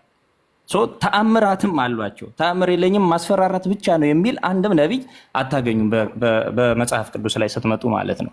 እንቀጥልና ኮንሲስተንሲ ያለው እያንዳንዱ ቃላታቸው አንዱ ከሌላው ጋር እየተከታተለ ይመጣል። መጽሐፍ ቅዱስ 80 ያዱ ስንል እኛ 81 መጻሕፍት በአንድ ላይ ተቀንነው ወይም ደግሞ በቀኖና አንድ ላይ ተደርገው ተጠርዘው ማለት ነው። ስለዚህ አንዱ ለሌላው ምስክር ሆኖ ቁልጭ ብሎ ታገኙቻላችሁ። እነዛ በተለያዩ ሰዎች በተለያዩ ቦታዎች በተለያዩ ጊዜያት የተጻፉ መጽሐፍት ናቸው። አንዱ ለሌላው ምስክር ይሆናል፣ አንዱ ለሌላው ኤቪደንስ ይሆናል እንጂ አንድ ብቻ መጽሐፍት አታገኙም። እነዚህ ደግሞ ከእግዚአብሔር ቀጥታ መገለጥ ያላቸው ነቢያት፣ እንዲሁም በእግዚአብሔር በመንፈስ ቅዱስ አቃንቶ ያጻፋቸው ነቢያት፣ እንዲሁም ደግሞ ህዝብ ሁሉ እየሰማ እግዚአብሔር እየተናገረ የተጻፉ መጽሐፍት ናቸው። ቃላቱ እዛ ውስጥ ተካተዋል። እንደሌላው ምን አይደለም ማለት ነው። በአእምሮዬ ውስጥ ወረደ እኔ የምናገረው ሁሉ የአላህ ነው የሚል ኦኬ እሺ። እንቀጥልና ሞራል ፍሬምወርኩ ላይ ስትሄዱ ደግሞ የባሰ ነገር ይመጣል። እኛ ጋር በክርስትናው ስትመጡ ሞራል የተጠበቀ ነው። የሰው ልጅ በህሊናው መዳኘት የሚችል ነው። እንቀጥልና በአጭሩ ላስቀምጣቸው። ለሁሉም ሰዎች የተሰጠ እምነት ሆኖ ታገኙታላችሁ። ሁሉንም ፕሩፍ የሚያደርግ ማለት ነው። እንግዲህ በኤፌሶን ሰዎች ምዕራፍ 2 ከቁጥር 19 እስከ 20 ብትሄዱ በነቢያትና በሐዋርያት መሰረትነት ላይ ታንጻችኋል፣ የማዕዘኑም ራስ ድንጋይ ኢየሱስ ክርስቶስ ነው ብሎ ያስቀምጠዋል። አያችሁ፣ በእነዚህ መሰረት ላይ ታንጸናል ነው። አሁን ሌላው ይነሳና በእነዚህ መሰረት ላይ ያልታነጸ ተነስቶ ምን ያደርጋል? አንድ ወፍ አለች ካውበርድ የምትባል ሌላው የሰራውን ጎጆ ሆን ብላ ታያለች። ጎጆ እስኪያልቅ ድረስ ሄዳ ወፎቹ ላይ አብራ እንቁላሏን ትጥላለች። የእሷ ልጆች ትልልቅ ስለሆኑ እነዛንም ጫጩቶች ይበላሉ። ከሌላ ከእንጀራ እናትም እየበሉ ያድጋሉ፣ ጎጆውን ይወርሳሉ ማለት ነው። ስለዚህ የነቢያትን አስተምሮ የሐዋርያትን አስተምሮ ሳይዙ መጽሐፍቱ ሳይኖራቸው ምንም አይነት አስተምሮ ሳይዙ መጥቶ ብቻ ክሌም ማድረግ አይቻልም። አያችሁ፣ ይሄ ማለት ወረራ ማለት ነው። ቀጥታ ምንም አይዲዮሎጂ የሌለው አንድ ሰው ተነስቶ ይሄ ሁሉ እኮ የኔም መሰረት ነው ብሎ መጥቶ እንደማቅረብ ማለት ነው። እና ምንም አይነት ፕሩፍ የሌለው ለራሱ ምስክር ራሱ ብቻ የሚሆን ነብይ በክርስትና አታገኙ። ከዋክብት ያሉ ምስክር ታገኛላችሁ እንጂ ለራሱ ብቻ እኔ ብቻ ነኝ ምስክር ለራሴ እኔ በቂ ነኝ የሚል አታገኙ። የመጨረሻው ላይ ኦኬ ጆሮ ይመጣል። እሺ ይመጣል። መንፈሳዊ ሰዎች ናቸው። በጣም በሰከነ መንገድ ነው ውይይት እያደረጉ ያሉት። ህይወታችሁ መናገር አለበት ጋይስ። ከተጨቃጨቃችሁ ምናምን ሰው ራሱ ይታዘባችኋል። እነዚህ ደግሞ መንፈሳዊ ናቸው፣ እንደኛ ዓለማዮቹ እንሻላለን ሊሉ ይችላሉ። እና በተቻለ መጠን አጸያፊ ከሆኑ ንግግሮች አንደኛውን በአላስፈላጊ ቃላት ከመናገር እንድትቆጠቡ። ያው እኔ በጣም የጠፋው በግ ነኝ ለማሳሰብ እኔ አቅሙም የለኝም። እናንተን ግን በተቻለ መጠን ስድብ ከሆኑ ነገሮች ራቁ። ከስድብ ከሆነ ነገሮች በደንብ እንድትርቁ በአጽንኦት ሰጥቼ ይናገራሉ። ካልሆነ ማድረግ የማልፈልገውን እንዳደርግ ታስገድዱኛላችሁ ማለት ነው። ጀስት የምታምኑትን የምትከተሉትን ትክክለኛና ቀናና ትክክለኛው መንገድ ነው ብላችሁ የምታምኑትን ነገር ነው እንድትነግሩ ነው እንፈልገው። ከልብ አመሰግናለሁ አቡነ ሐኪም። ከዛ ወደ ሰሙ ሄዳለሁ። ሰሙ ወንድሜ 6 ደቂቃ አለ።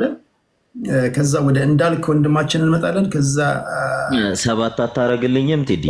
7 ነው አይደል? ሌሎቹ 7 ነው እየተጠቀመ በአንተ ስለሆነ የተጀመረው። ቀጥሎ ወንድሜ። ኦኬ ቅድም መጽሐፍ ቅዱሳችን ላይ መጽሐፍ ቅዱስ ክርስቶስ አልተሰቀለም የሚል ነገር ነበረና እሱን አሳይተን ከዛ ወደ አንዳንድ ፖይንቶች እንመጣለን። እንፍጠን። ክርስቶስ አልተሰቀለም እያለች እህታችን ስታወራ ነበርና አልተሰቀለም፣ መጽሐፍ ቅዱስ አልተሰቀለም ይላል። ውሸት። መጽሐፍ ቅዱሳችን እንደተሰቀለ ይናገራል።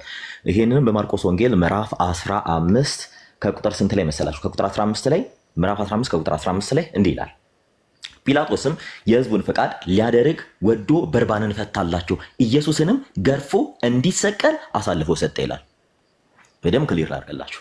ከዚያም በኋላ በዚሁ ምዕራፍ ላይ ምዕራፍ 15 ከቁጥር ስንት ላይ መሰላችሁ? ከቁጥር 24 ላይ እንዲህ ይላል፣ ሰቀሉትም፣ ልብሱንም ማን ማን እንዲወስድ ዕጣ ተጣጥለው ተካፈሉ ይላል። እዚሁ የመጽሐፍ ቅዱስ ክፍል ላይ ይሄ የኛ መጽሐፍ ነው የሚለው። በደንብ ተመልክቱ።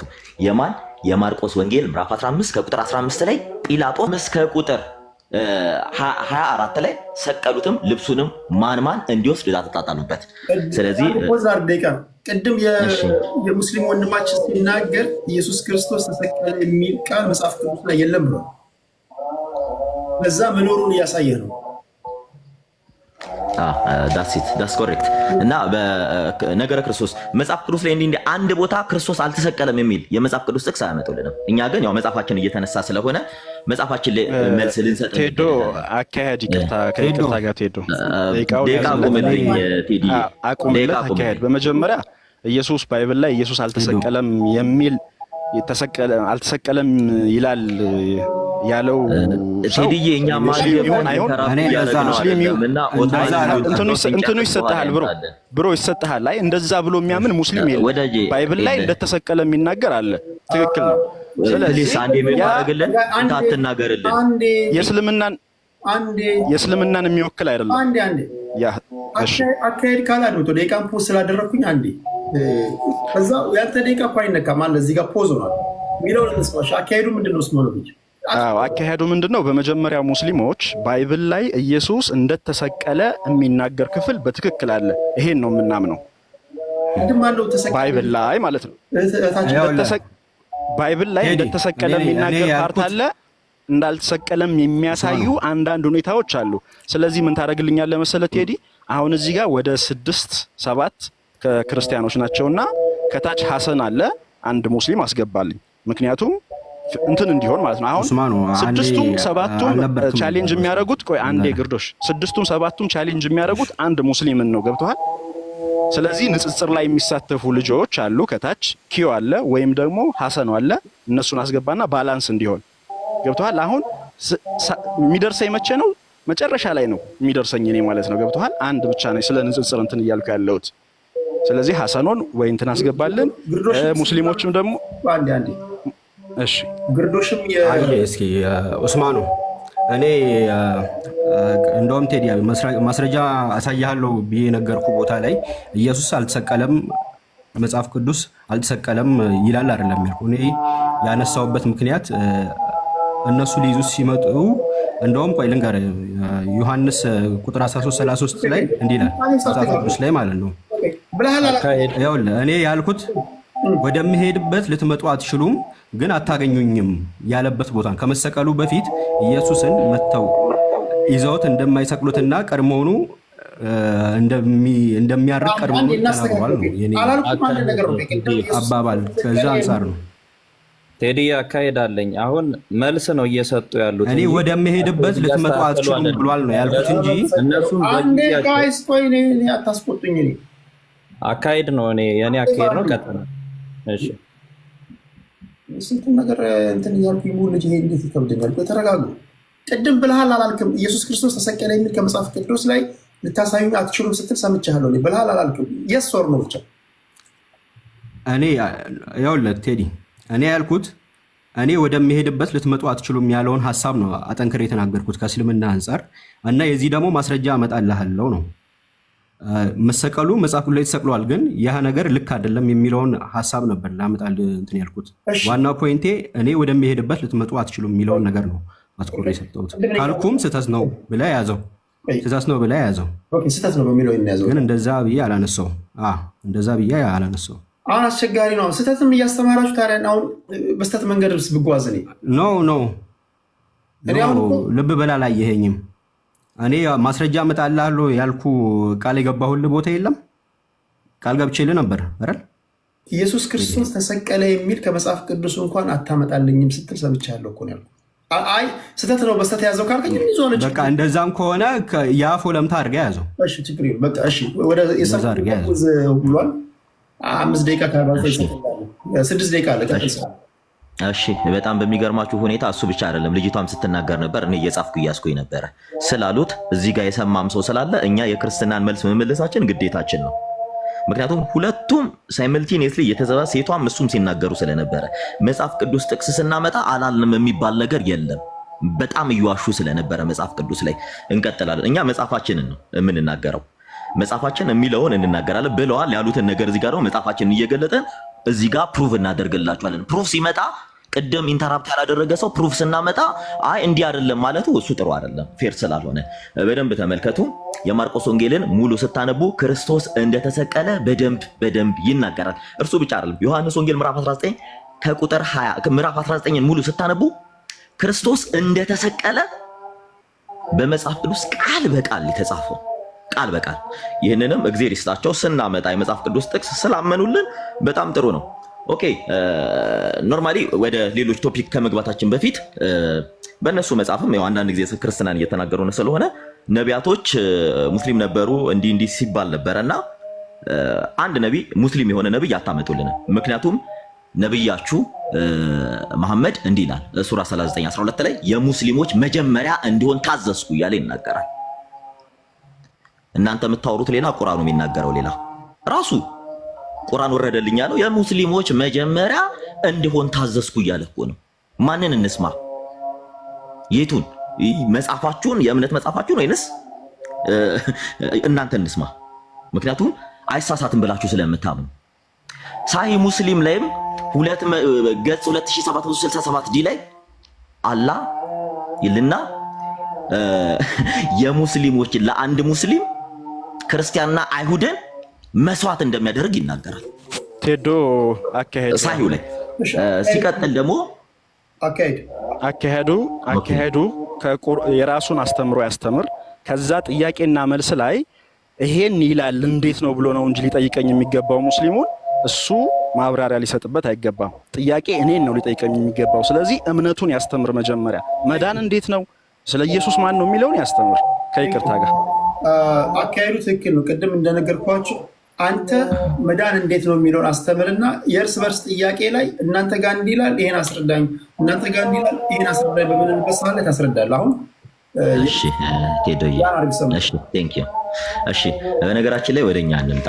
ጀስት እነሱ ሜንሽን እያደረጉት እንትን ላይ እኛ የኛ አምላካችን ጌታችን መድኃኒታችን ኢየሱስ ክርስቶስ እርሱ የአማልክት አምላክ የነገስታት ንጉስ እንደሆነ በነቢያትም አፍ ተመስክሮለታል። ለምሳሌ ትንቢተ ኢሳይያስ ምዕራፍ 7 ቁጥር 14 ላይ አማኑኤል እንደሚባል መጽሐፍ ቅዱስ ይናገራል። አማኑኤል ማለት እግዚአብሔር ከኛ ጋር ሆነ ማለት ነው።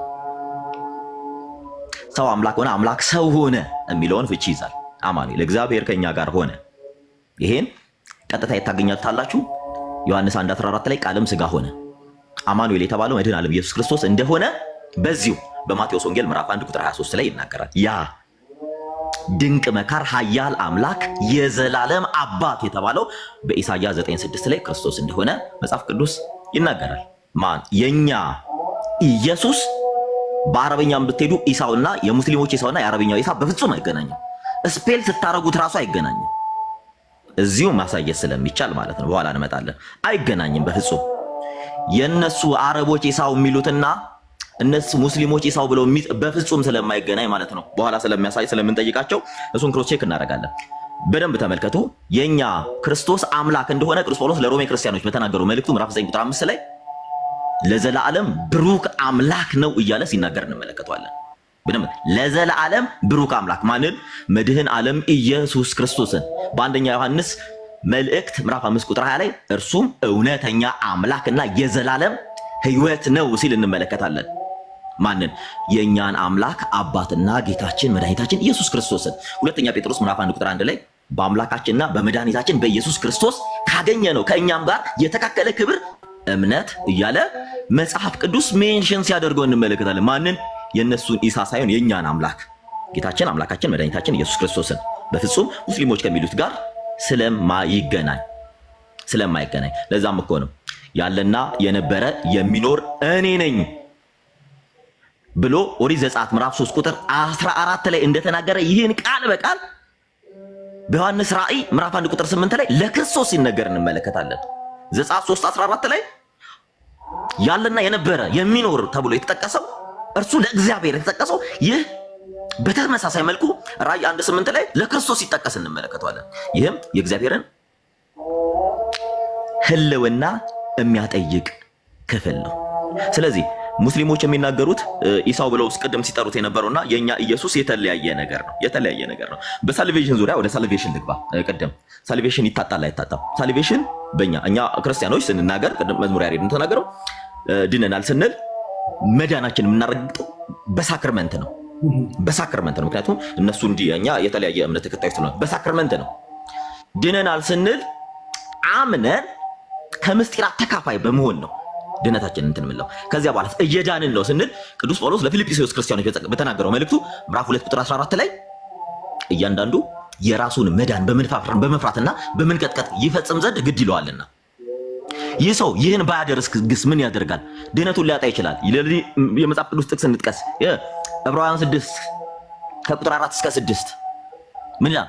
አንድ ጊዜ ብርሃን የበራላቸው እያለ ሜንሽን ሲያደርግ እንመለከታለን። ዕብራውያን 6 ከቁጥር 4 እስከ 6 አንድ ጊዜ ብርሃን የበራላቸውን ሰማያዊንም ስጦታ የቀመሱትንም ከመንፈስ ቅዱስ ተካፋዮች ሆነው የነበሩትን ሊመጣ ያለውን ተስፋ የተመለከቱን ኋላ ግን የእሳቱ ለነሱ በፍርድ ቀን ወዮላቸው እያለ ሲናገር እንመለከታለን።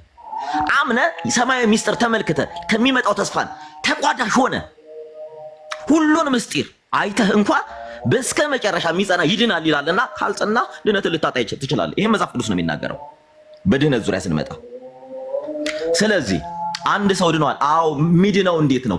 ድኖ ከዳነ በኋላ በምግባር ክርስትናው ሊገልጥ ይገባል። አዎ በደንብ። ለምን? ክርስቶስ ራሱ ስላዘዘ። ምን ይላል?